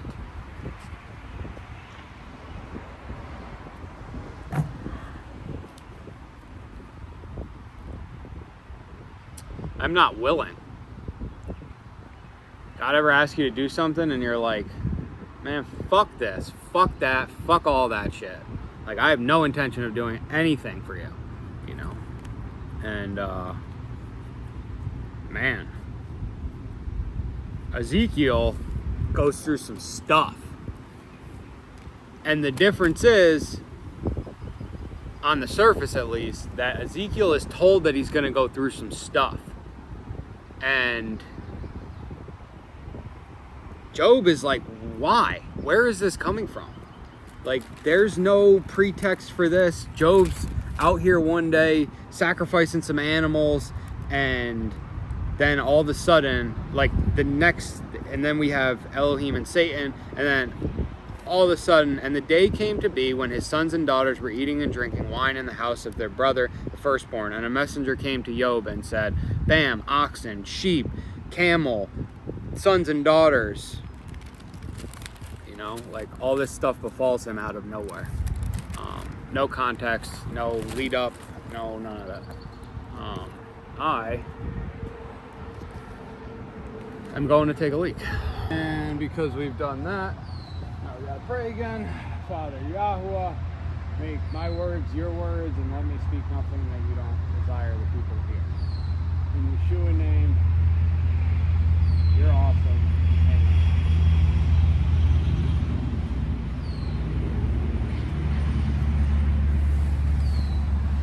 Okay, now we're in Acts 8. Oddly enough, okay, different angle. That was why I cut it out earlier, because I was like, I am just off a workout, and I am gross, and I need to shower, and I need to go to the bathroom, and I was hungry. I didn't even eat. Just went right into it. Another time, do this before And so I coulda, shoulda just left the phone set up and didn't. So now we're gonna have to combine these videos, which I don't know, we might end up just doing for all of them because we have to do it for one, but those videos take up a lot. And it takes like so long to combine these videos, so we're gonna see what happened. Acts 8, and Shaul was giving approval to his death. And on that day, there was a great persecution against the assembly, which was at Jerusalem. And they were all scattered throughout the countries of Yehuda and Shomeron, except the emissaries. And dedicated men buried Stephanos and made great lamentation over him. But Shaul was ravaging the assembly, entering every house, and dragging off men and women, putting them in prison. Then those who had been scattered went everywhere bringing the good news, the word. And going down to the city of Shomeron, Philip proclaimed Messiah to them. And the crowds with one mind heeded what Philip said, hearing and seeing the miracles which he did. For unclean spirits came out of many who were possessed, crying with a loud voice, and many who were paralyzed and lame were healed. And there came to be a great joy in that city. Now there was a certain man called Shimon who formerly was practicing magic in the city and astonishing the people of Shomeron, claiming to be someone great, to whom they all were giving heed, from the least to the greatest, saying, "This one is the power of Elohim, which is great." And they were giving heed to him because for a long time he had amazed them with his magic. And when they believed Philip as he brought the good news about the reign of Elohim and the name of Yeshua Messiah, both men and women were immersed. And Shimon himself also believed. And when he was immersed, he continued with Philip and was amazed, seeing the miracles and signs which took place. And when the emissaries who were at Jerusalem heard that Shomeron had received the word of Elohim, they sent Kepha and Yohanan to them, who, when they had come down, prayed for them to receive the set-apart spirit. For he had not yet fallen on any of them, but they had only been immersed in the name of the Master Yeshua. Then they laid hands on them, and they received the set-apart spirit. And Shimon, seeing that through the laying on of the hands of the emissaries the set-apart spirit was given, he offered them money, saying, "Give me this authority too, so that anyone I lay hands on shall receive the set-apart spirit." But Kepha said to him, "Let your silver perish with you, because you thought to buy the gift of Elohim through money. You have neither part nor lot in this matter, for your heart is not right before Elohim. Repent therefore of this evil of yours, and plead with Elohim to forgive you the intention of your heart." Reading the Bible, you ever read it? "For I see that you are poisoned by bitterness and bound by unrighteousness." But Shimon answering said, "Plead with the master for me, so that none of what you had said shall come upon me." Then after they had earnestly witnessed and spoken the word of Yahuwah, they returned to Jerusalem, bringing the good news in many villages of the Shomeronim. But a messenger of Yahuwah spoke to Philip, saying, "Arise, and go toward the south along the way which goes down from Jerusalem to Azza. This is desert." And he arose and went and saw a man of Cush, a eunuch of great authority under Candake, the sovereigness of the Cushites, who was in charge of all her treasury, and had come to Jerusalem to worship, and was returning. And sitting in his chariot, he was reading the prophet Yeshayahu. And the Spirit said to Philip, "Go near and join him in that chariot." And running up, Philip heard him reading the prophet Yeshayahu, and said, "Do you know what you are reading?" And he said, "How am I able unless someone guides me?" And he called Philip near to come up and sit with him. And the passage of the scripture which he was reading was this: "He was led as a sheep to slaughter, and like a lamb silent before its shearer, so he opened not his mouth. In his humiliation he was deprived of right ruling, and who shall declare his generation? Because his life was taken from the earth." And the eunuch answering Philip said, "I ask you, about whom does the prophet say this? About himself or about some other?" And Philip, opening his mouth and beginning at this scripture, brought to him the good news, Yeshua. And as they were going on the way, they came to some water, and the eunuch said, "Look, water, what hinders me from being immersed?" And Philip said, "If you believe with all your heart, it is permitted." And he answering said, "I believe the Son of Elohim to be Yeshua the Messiah." And he commanded the chariot to stand still. And both Philip and the eunuch went down into the water, and he was immersed. And when they came up out of the water, the Spirit of Yahuwah caught Philip away, and the eunuch saw him no more. And he went his way rejoicing. Philip, however, was found at Ashdod, and passing through, he brought the good news in all the cities until he came to Caesarea. Okay, we're getting into the thick of Acts. Just awesome. This is a great book, and this is a book that needs to be understood as far as the relationship of Yeshua and the apostles and the Spirit and believers and followers of Messiah and Yeshua HaMashiach. Amen. Okay. And Shaul was giving approval to his death. So we left off in Acts 7 with Stephanos being stoned. Verse 59, and was calling and saying, Master Yeshua, receive my spirit. He's having a vision. He can see Yeshua. Look, I see the heavens opened and the Son of Man standing at the right hand of Elohim, and crying out with a loud voice. They stopped their ears and rushed upon him with one mind, and threw him out of the city and stoned him. And the witnesses laid down their garments at the feet of a young man named Shaul. And they were stoning Stephanos as he was calling and saying, Master Yeshua, receive my spirit. And kneeling down, he cried out with a loud voice, Master, do not hold this sin against them. And having said this, he fell asleep. Died. So, Shaul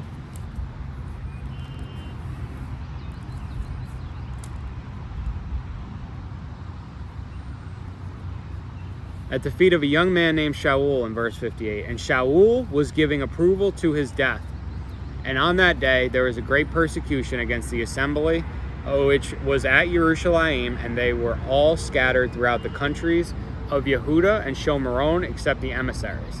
So they start actually killing people, a great persecution. And the not original 12 start scattering. They're coming to get the Jews, and they're running. And the apostles are like, nope. And dedicated men buried Stephanos and made great lamentation over him. They reckoned him for what he was. I mean, this man stood up before the council, before the high priest, gives a whole testimony from the beginning of Genesis, from the beginning of time, into Bereshit, Shemoth, Bamidbar, Wa'ikra, not in that order, and Devarim. And he goes into it, and then comes out on the other side and says, accuses them, you always resist the set apart spirit as your fathers did.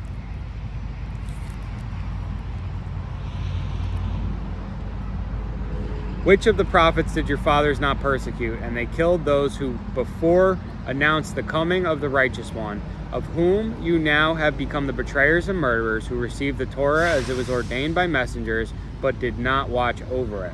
Y'all received the Torah, did not watch over it.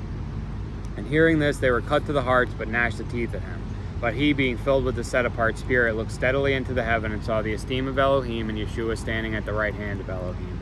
So he's standing up against all these people, gets to them, and instead of just taking the win, he is so filled with the Spirit that he starts having this vision and telling them the vision, and that's where they snap. And so sometimes it's just better to quit, but this was obviously led by the onset of the Spirit, and we wouldn't have Shaul without Stephanos because, well, we might, but this just is our first introduction to Shaul, because there's not really a demonstrative interaction between the two of them or any salvation. Like, it doesn't say Shaul was moved, it doesn't say any of that. He just fell at the feet of Shaul. Shaul's just looking over him. And dedicated men buried Stephanos and made great lamentation over him. So that's why they made lamentation, because this man's took it and did it and lived it and talked about it and was it. But Shaul was ravaging the assembly, entering every house and dragging off men and women, putting them in prison. Ravaging the assembly. the assembly of believers. He's ravaging them. He's destroying them, entering every house and dragging off men and women, putting them in prison.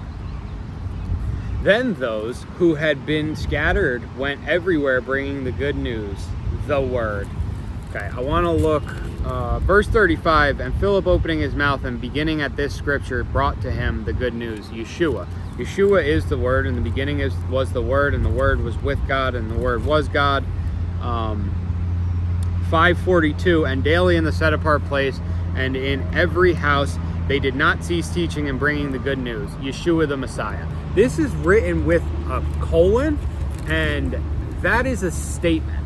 That is not like the good news, comma, Yeshua, like also Yeshua, like what the entirety of the good news is, and Yeshua. No, the word of Elohim, Yeshua, Yeshua HaMashiach, all synonymous and all singularly the good news. Okay.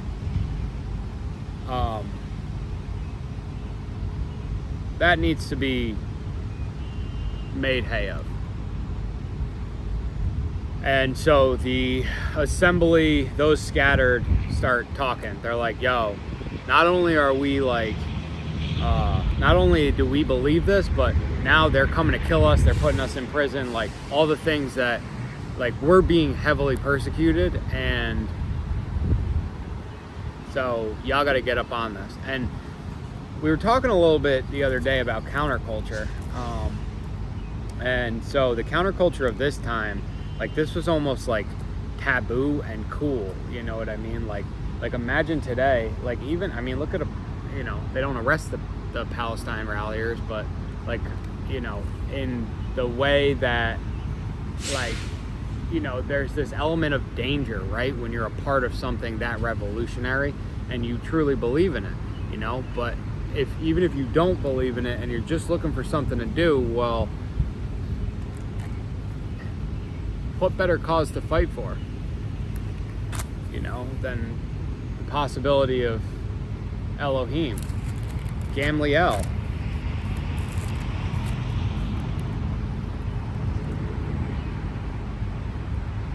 "5:38, and now I say to you, stay away from these men and leave them alone, because if this plan or this work is of men, it shall be overthrown. But if it is of Elohim, you are unable to overthrow it, lest you even be found to fight against Elohim." Give it a shot. You know what I mean? If you're somebody who's lost and don't know what to do, find a cause, and I think that's why we've got so many people finding BS causes, bullshit causes, because they don't have a cause and they don't seek the truth necessarily. They're just willing to become a part of the masses in that they feel a part of something. Well, you can feel a part of something that's higher than you and not just larger than you, right? So what is the hierarchy? What are you serving? What are you bowing down to? Are you bowing down to a larger equal to you, a mass that is the same as you but just bigger? Or are you bowing down to singularly to a greater power? And going down to the city of Shomeron, Philip proclaimed Messiah to them. Now he's in Shomeron.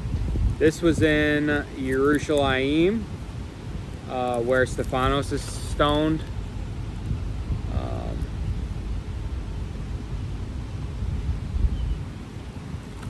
And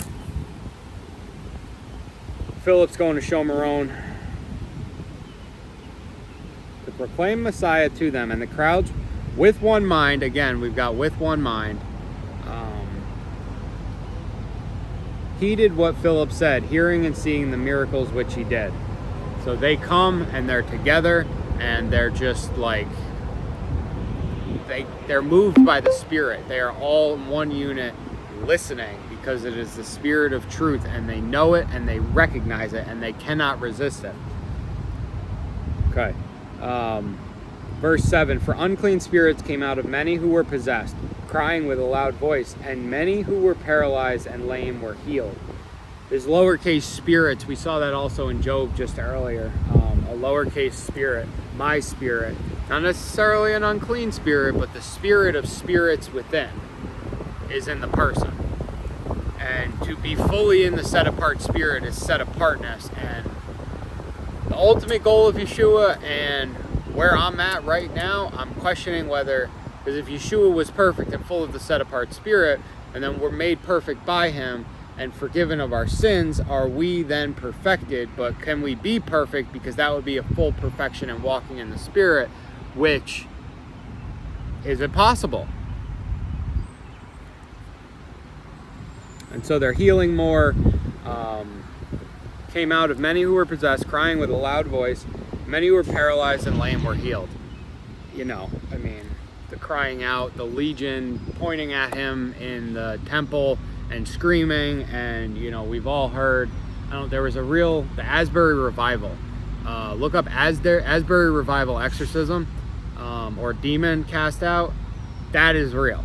You can actually hear the separation and distinct demonic voice as it is cast out of the person. You can hear it travel through the building and be gone.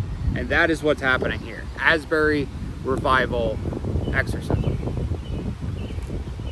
And there came to be great joy in that city. So they just go through, they start cleansing all the people, and that's what brings the joy in.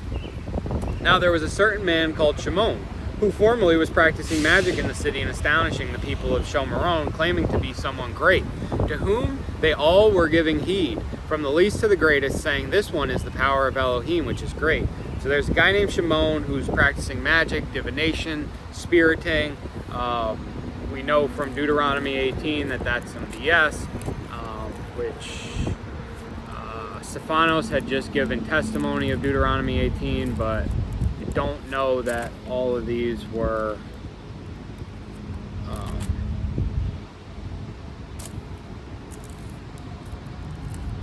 Deuteronomy 18:10, let no one be found among you who makes his son or his daughter pass through the fire, or one who practices divination, or a user of magic, or one who interprets omens, or a sorcerer, or one who conjures spells, or a medium, or a spiritist, or one who calls up the dead. So, let not one be found among you. Which, obviously, he doesn't know any better, and he can be cleansed and healed, and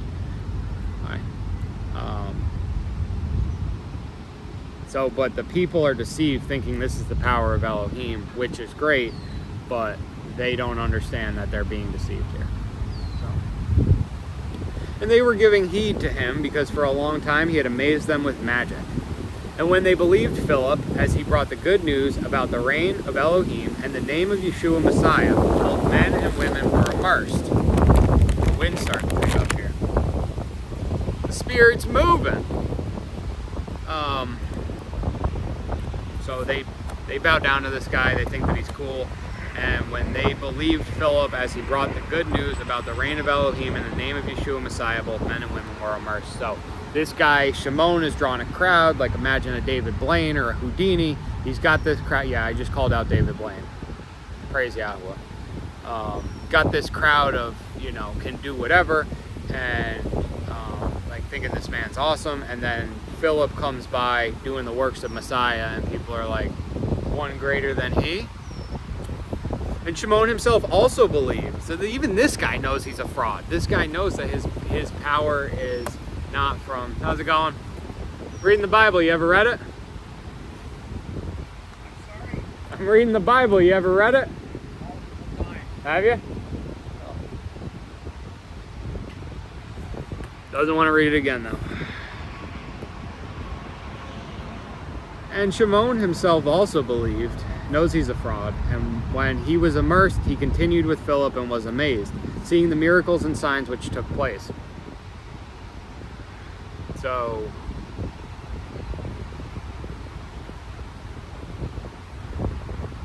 Shimon is immersed here. So we're going to have to go farther down. He believes, he gets baptized, he continues with Philip, seeing the miracles and signs which took place.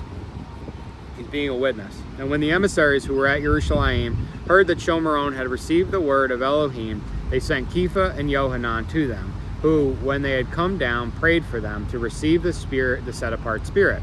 And he had not fallen on any of them, but they had only been immersed in the name of the Master Yeshua. So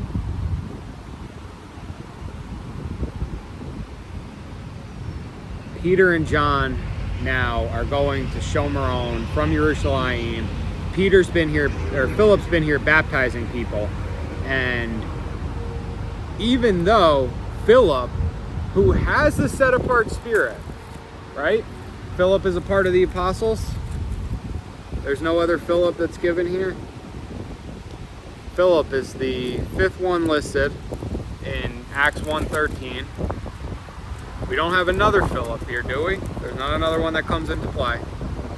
There is another Shimon, so let's just make sure.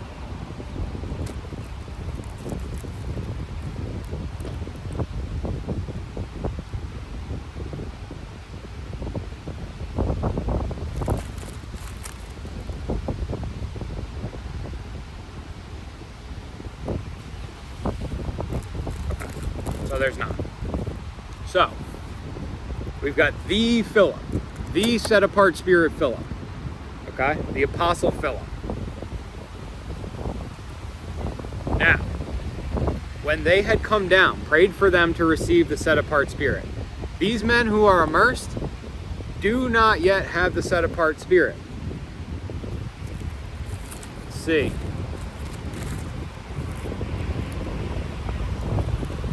Is this a volume of witness then?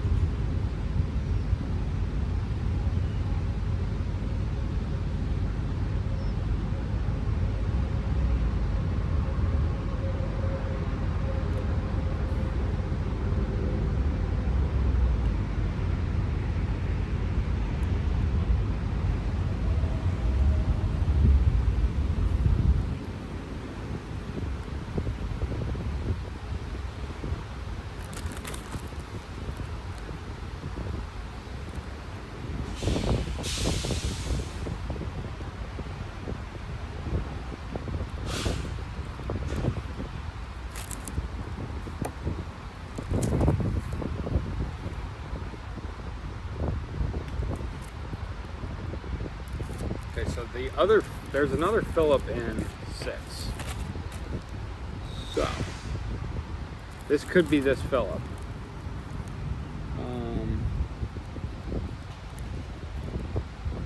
But wouldn't you presume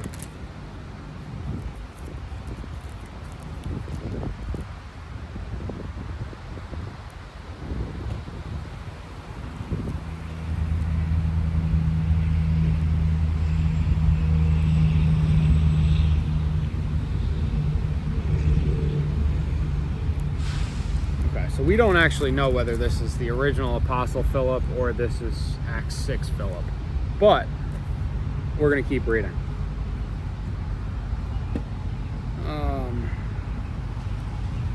Again, this is what makes the Bible difficult. And Shimon, seeing that the laying on of hands of the emissaries of the set-apart spirit was given. Okay, let's take it back from 14.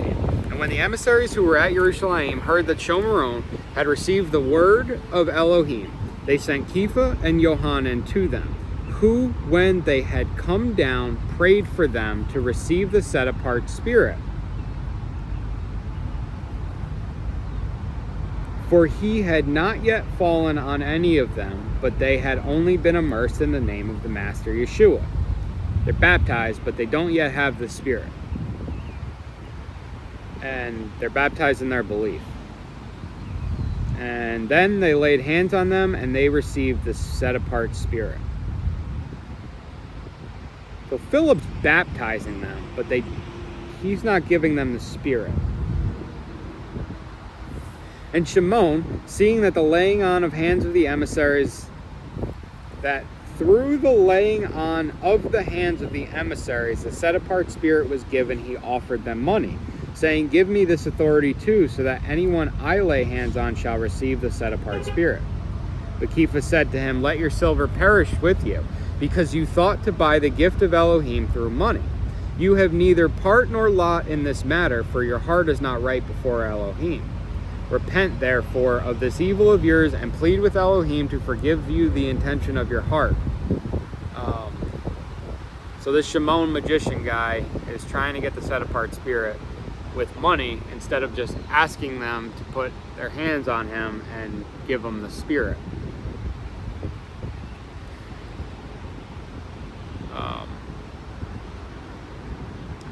This is interesting.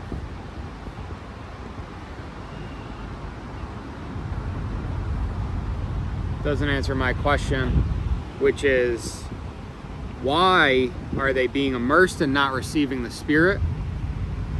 And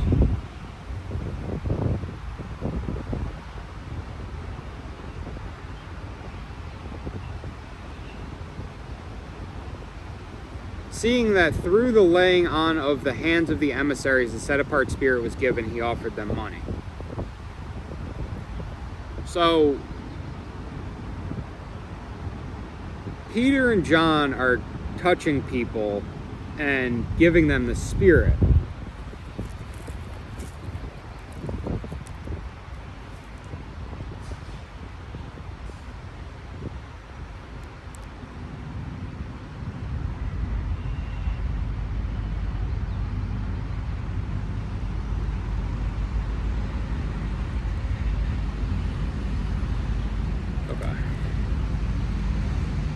There's more to understand about this.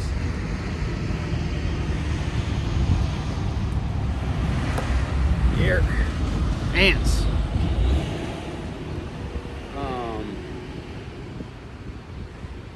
Okay. Let's go to 20. But Kepha said to him, let your silver perish with you, because you thought to buy the gift of Elohim through money. We know that. You can't buy your way into heaven. You have neither part nor lot in this matter, for your heart is not right before Elohim. It's the humbleness, it's the humility.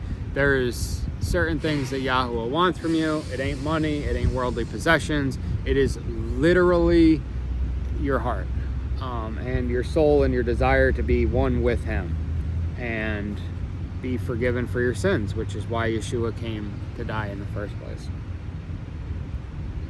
You have neither part nor lot in this matter. Ugh. You don't have a littlest tiny bit. You think that you're good?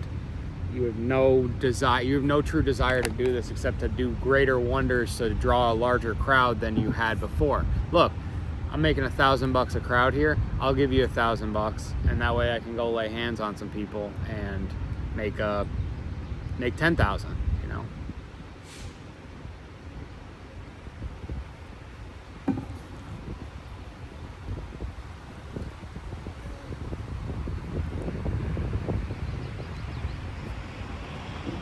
All right. Repent therefore of this evil of yours and plead with Elohim to forgive you the intention of your heart. For I see that you are poisoned by bitterness and bound by unrighteousness. This is Peter saying to this new Shimon magician. You are poisoned by bitterness and bound by unrighteousness. Poisoned by bitterness. The bitter waters of Numbers 5 and the bitter waters in Revelation 8. Bitterness, which is to be poisoned by bitterness is to be unable to consume the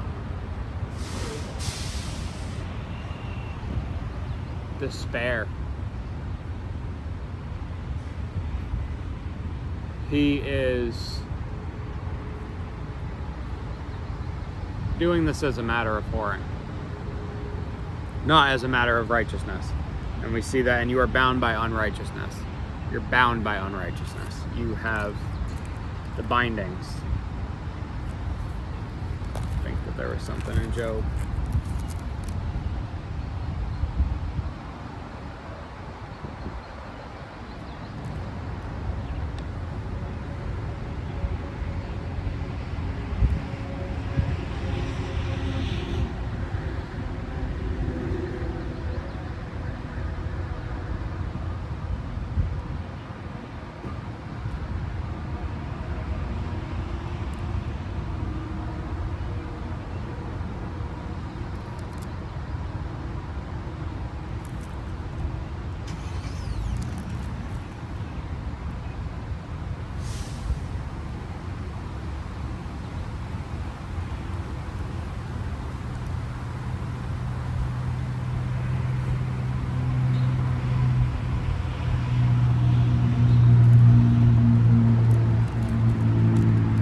In Job 7, in Job 4, we did have the spirit of his, through the spirit of his nostrils they are consumed.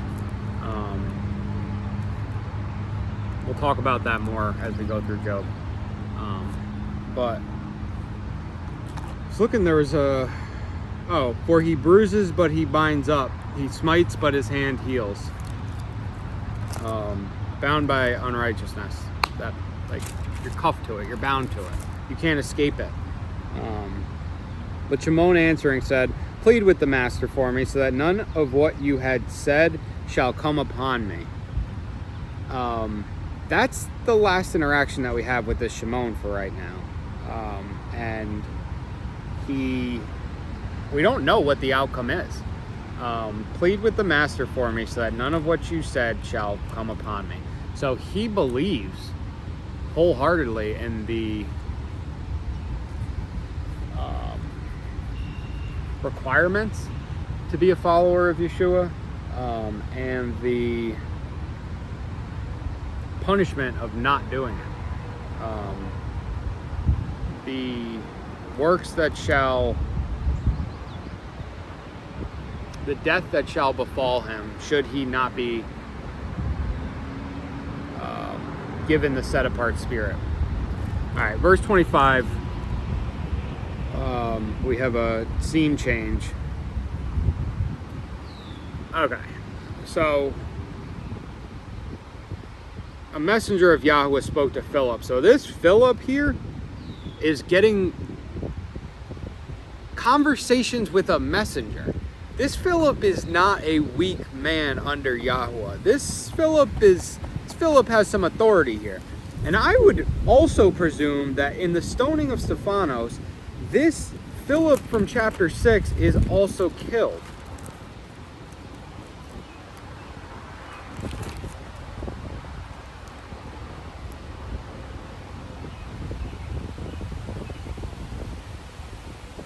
But we don't know that.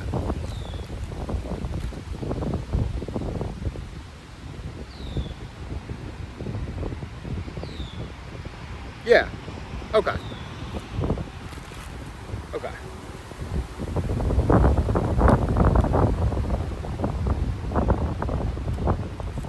So this could be a witness thing, a volume of witness thing. Okay? In the mouths of 2 or 3, let a thing be established. We're going to keep cooking on Acts 8, probably 14 to 20. Because this is also a big thing as far as like baptism and devotion, and I want to get this right.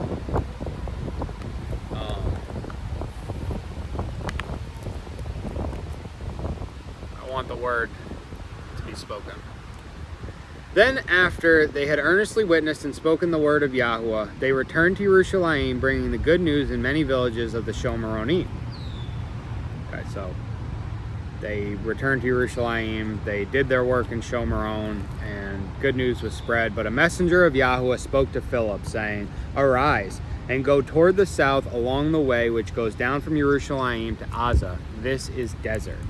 So, go from Jerusalem to Gaza. This is where he's going to have more work. A messenger comes to tell him this. He's not just led by the Spirit. But I do want to just read 6:3 to 7. "Therefore, brothers, seek out from among you 7 men who are known to be filled with the set-apart spirit and wisdom, whom we shall appoint for this duty. But we shall give ourselves continually to prayer and to serving the word." And the word pleased the entire group. And they chose Stephanos, a man filled with belief in the set-apart spirit, and Philip, and Prochoros, and Nicanor, and Timon, and Parmenas, and Nicolos, a convert from Antioch, whom they set before the emissaries. And when they had prayed, they laid hands on them. And the word of Elohim spread, and the number of taught ones increased greatly in Jerusalem, and a great many of the priests were obedient to the belief. Okay. And now we get this messenger talking to Philip that says, "Go from Jerusalem to Gaza." Don't know where Gaza is. "And he arose and went and saw a man of Cush, a eunuch of great authority under Candace, the sovereigness of the Cushites, who was in charge of all her treasury, and had come to Jerusalem to worship, and was returning, and sitting in his chariot, he was reading the prophet Yeshayahu." This man, this eunuch, is in a chariot, taking the sovereigness of the Cushites, Candace, to Jerusalem to worship, and he's reading Yeshayahu Isaiah. And so this is the man that Philip is here to meet, and he's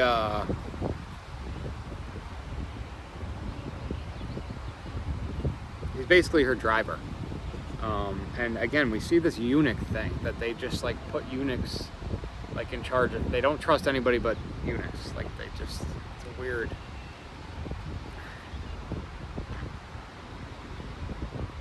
Yeshua didn't do that. So you shouldn't have to castrate your people for them to respect you and honor you. "And the Spirit said to Philip," now the Spirit's guiding him, "Go near and join him in that chariot." And running up, the Spirit says it and he runs up. Philip heard him reading the prophet Yeshayahu and said, "Do you know what you are reading?" Philip now is expert in belief and set apartness. He's clearly got the Spirit, right? Like the capital S Spirit is talking to him. I don't think that we can any more without flat out saying Philip has the set apart Spirit. Know that he has the set apart Spirit, right? Like we have to have some sort of common sense and inversion here. Okay. "Do you know what you were reading?" Philip's about to explain it to him, and he said, "How am I able unless someone guides me?" And he called Philip near to come up and sit with him. So Philip knows, and he's got a, he's going to guide this man. But this man is lost in Yeshayahu, in Isaiah. He doesn't really get that, like he's reading it, but he's not understanding it. And he's taking a woman, he's taking a sovereigness to Jerusalem to worship. And it doesn't say necessarily to worship Messiah. It doesn't say that she's, like a believer of Elohim, or that she was a Israelite or whatever. It just says that she's in Jerusalem to worship. And this eunuch is reading Isaiah. And so the way that I'm picturing this is that Isaiah is, like, she knows that something about the Messiah. She doesn't exactly know what it is, but she's heard of it, and she's like, let's go check this out. And so her driver starts reading Isaiah, and basically he's like, how, what is she drawn to about this? What does she see that I don't? And there's definitely the possibility of like her. Sometimes when you've got that free time to hear things, that's why, like, I think celebrities pick up on trends so much, because they're able to hear things, they click, they move with them, they're able to adjust their life, with like, not everybody, like, people were probably walking for days and days to come to Jerusalem. It wasn't like grab my chariot and my eunuch chauffeur to take me to Jerusalem so that I can worship. Like, people were walking. I don't know, like, not that I'm for the open border, but if you've seen the videos of the immigrants coming across, there's some of them that are literally in sandals and tank tops, and they're just walking across with, like, no possessions, no anything, they're just going.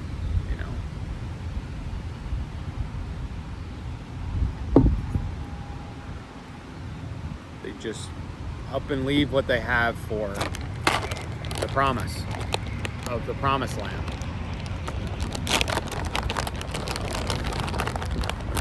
Flicking bugs, and I'm going to take a shot of this trail mix here. Definitely get you on some trail mix.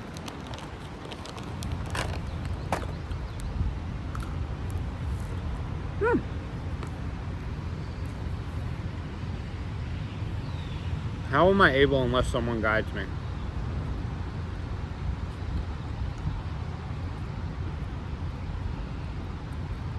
He's got to wait in the chariot, but he knows that he needs somebody to guide him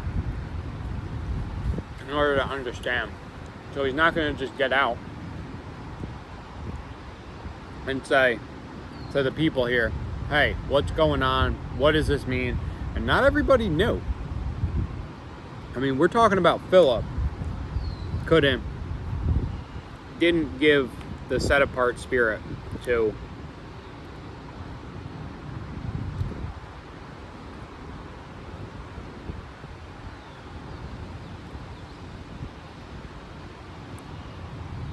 the people. Okay. So verse 32. So Philip quotes Isaiah, or shows it to him, or whatever. And the passage of the scriptures which he was reading was this: He was led as a sheep to slaughter, and like a lamb silent before its shearer. So he opened not his mouth. In his humiliation he was deprived of right ruling. And who shall declare his generation? Because his life was taken from the earth. That's Isaiah 53, 7-8. And we are going to get into that, because I've heard a lot of people talk about the fact that this chapter is not read in synagogues or temples because it implicates the authority of Messiah, and it just sounds too much like it. And I don't know. I mean, there's a lot of indicators, but for it to be used in Acts itself, and then also to be removed from the Canaan, the Hebrew Canaan, as an indicator, there's two witnesses right there. So Philip uses it as a witness, and then the counter people, it's taken away as a counter argument from the people who don't believe. Who has believed our report? And to whom was the arm of Yahuwah revealed? For he grew up before him as a tender plant and as a root out of dry ground. He has no form or splendor that we should look upon him, nor appearance that we should desire him. Despised and rejected by men, a man of pains and knowing sickness, and as one from whom the face is hidden, being despised, and we did not consider him. Truly he has borne our sicknesses and carried our pains, yet we reckoned him smitten, stricken by Elohim, and afflicted. But he was pierced for our transgressions, he was crushed for our crookednesses. The chastisement of our peace was upon him, and by his stripes we are healed. We all, like sheep, went astray. Each one of us has turned to his own way, and Yahuwah has laid on him the crookedness of us all. He was oppressed and he was afflicted, and he did not open his mouth. He was led as a lamb to slaughter, and as sheep before its shearers is silent, but he did not open his mouth. He was taken from prison and from judgment. And as for his generation, who considered that he shall be cut off from the land of the living, for the transgression of my people he was stricken. And he was appointed a burial site with the wrong and with the rich at his death, because he had done no violence, nor was deceit in his mouth. But Yahuwah was pleased to crush him. He laid sickness on him, that when he made himself an offering for guilt, he would see a seed. He would prolong his day, and the pleasure of Yahuwah prosper in his hand. He would see the result of the suffering of his life and be satisfied. Through his knowledge, my righteous servant makes many righteous, and he bears their crookedness. Therefore, I give him a portion among the great, and he divides the spoil with the strong, because he poured out his being unto death, and he was counted with the transgressors, and he bore the sin of many, and made intercession for the transgressors. Boy, that is Yeshua. That is why he came. That is his life in a summary. Divides the spoil with the strong, and he poured out his being unto death. He pours out the Spirit on all flesh. Poured out his being unto death, and he was counted with the transgressors, and he bore the sin of many, and made intercession for the transgressors. Okay, let's go back to 7 and 8. He was oppressed and he was afflicted, and he did not open his mouth. He was led as a lamb to slaughter, and as a sheep before its shearers is silent, but he did not open his mouth. We know that he didn't speak a word as he's being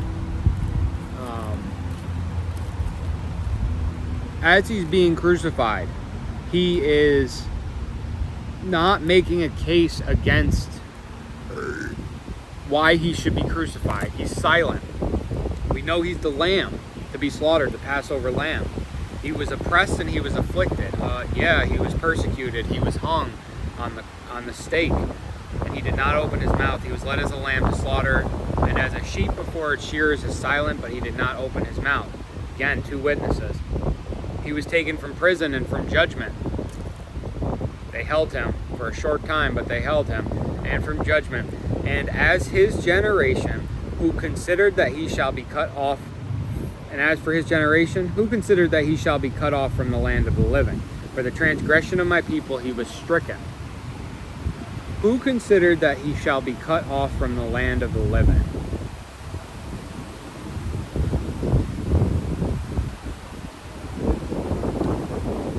Who decided that he should be? Who gave him up, basically? We know the answer to that, and we're actually not even allowed to say it in America anymore. So, what's it coming to? We'll read it, because then it's not my opinion. It's just, I'm just reading the Bible.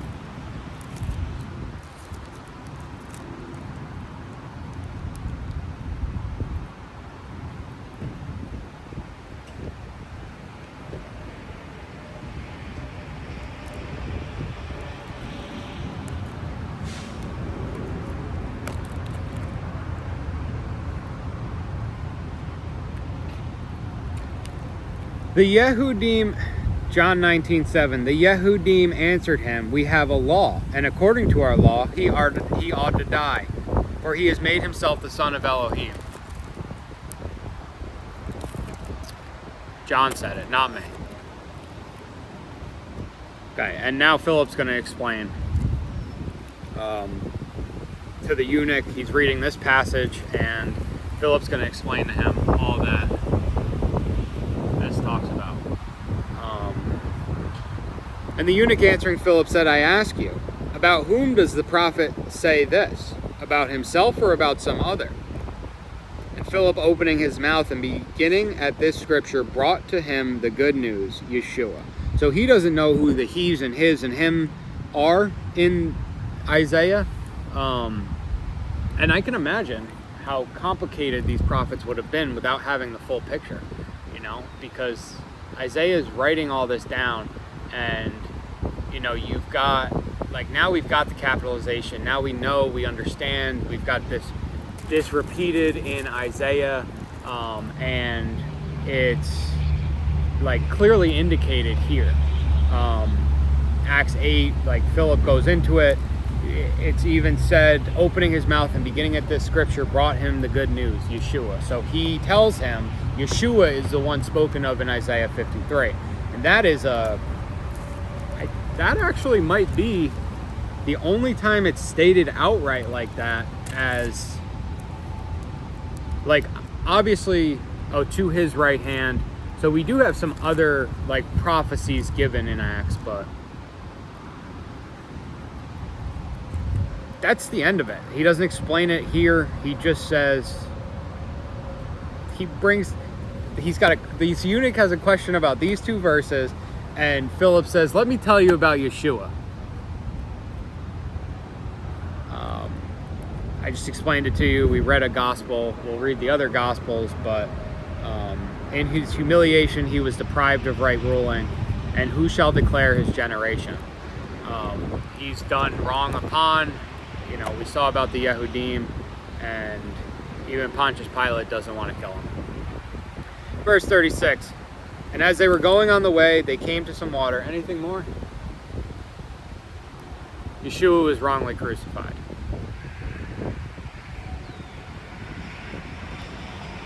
He was perfect, he was righteous, he was without sin, and he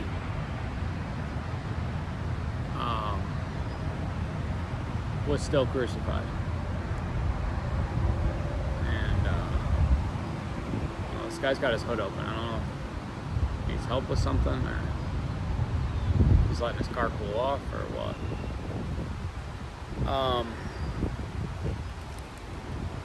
And as they were going on the way, they came to some water, and the eunuch said, look, water, what hinders me from being immersed? Can you baptize me? I don't know if he's in the chariot with Candake yet, or if they just start walking and talking, and he says, look, water. And Philip said, if you believe with all your heart, it is permitted. And he answering said, I believe the Son of Elohim to be Yeshua the Messiah. He confesses it. If you believe with all your heart, that is what Shimon does not do. He believes with his wallet, but not with his heart. And he answering said, I believe the Son of Elohim is to be Yeshua the Messiah. So he wants to be immersed. And he commanded the chariot to stand still. And both Philip and the eunuch went down into the water, and he immersed him. And when they came up out of the water, the Spirit of Yahweh caught Philip away, and the eunuch saw him no more, for he went his way rejoicing. So we still don't know if the Spirit is being given by Philip. But broadly speaking, he's immersing people.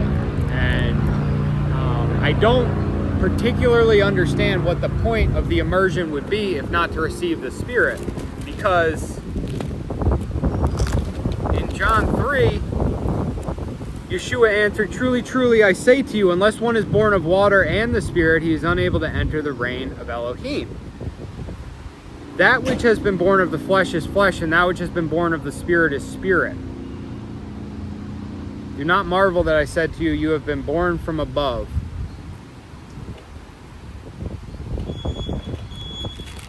I don't understand, because John, help me understand, Father.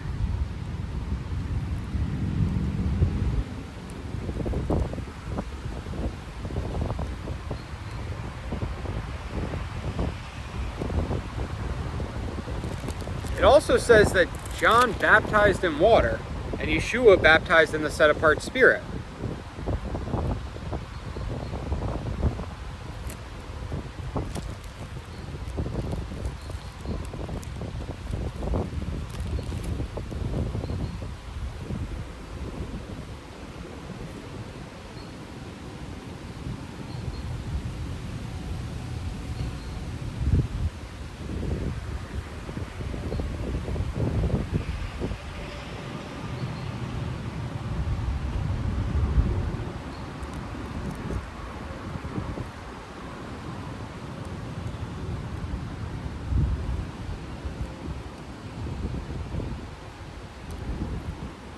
Why then do you immerse if you are not the Messiah, nor Eliyahu, nor the prophet? I immerse in water, but in your midst stands one whom you do not know, the one coming after me, who has become before me, whose sandal strap I am not worthy to loosen.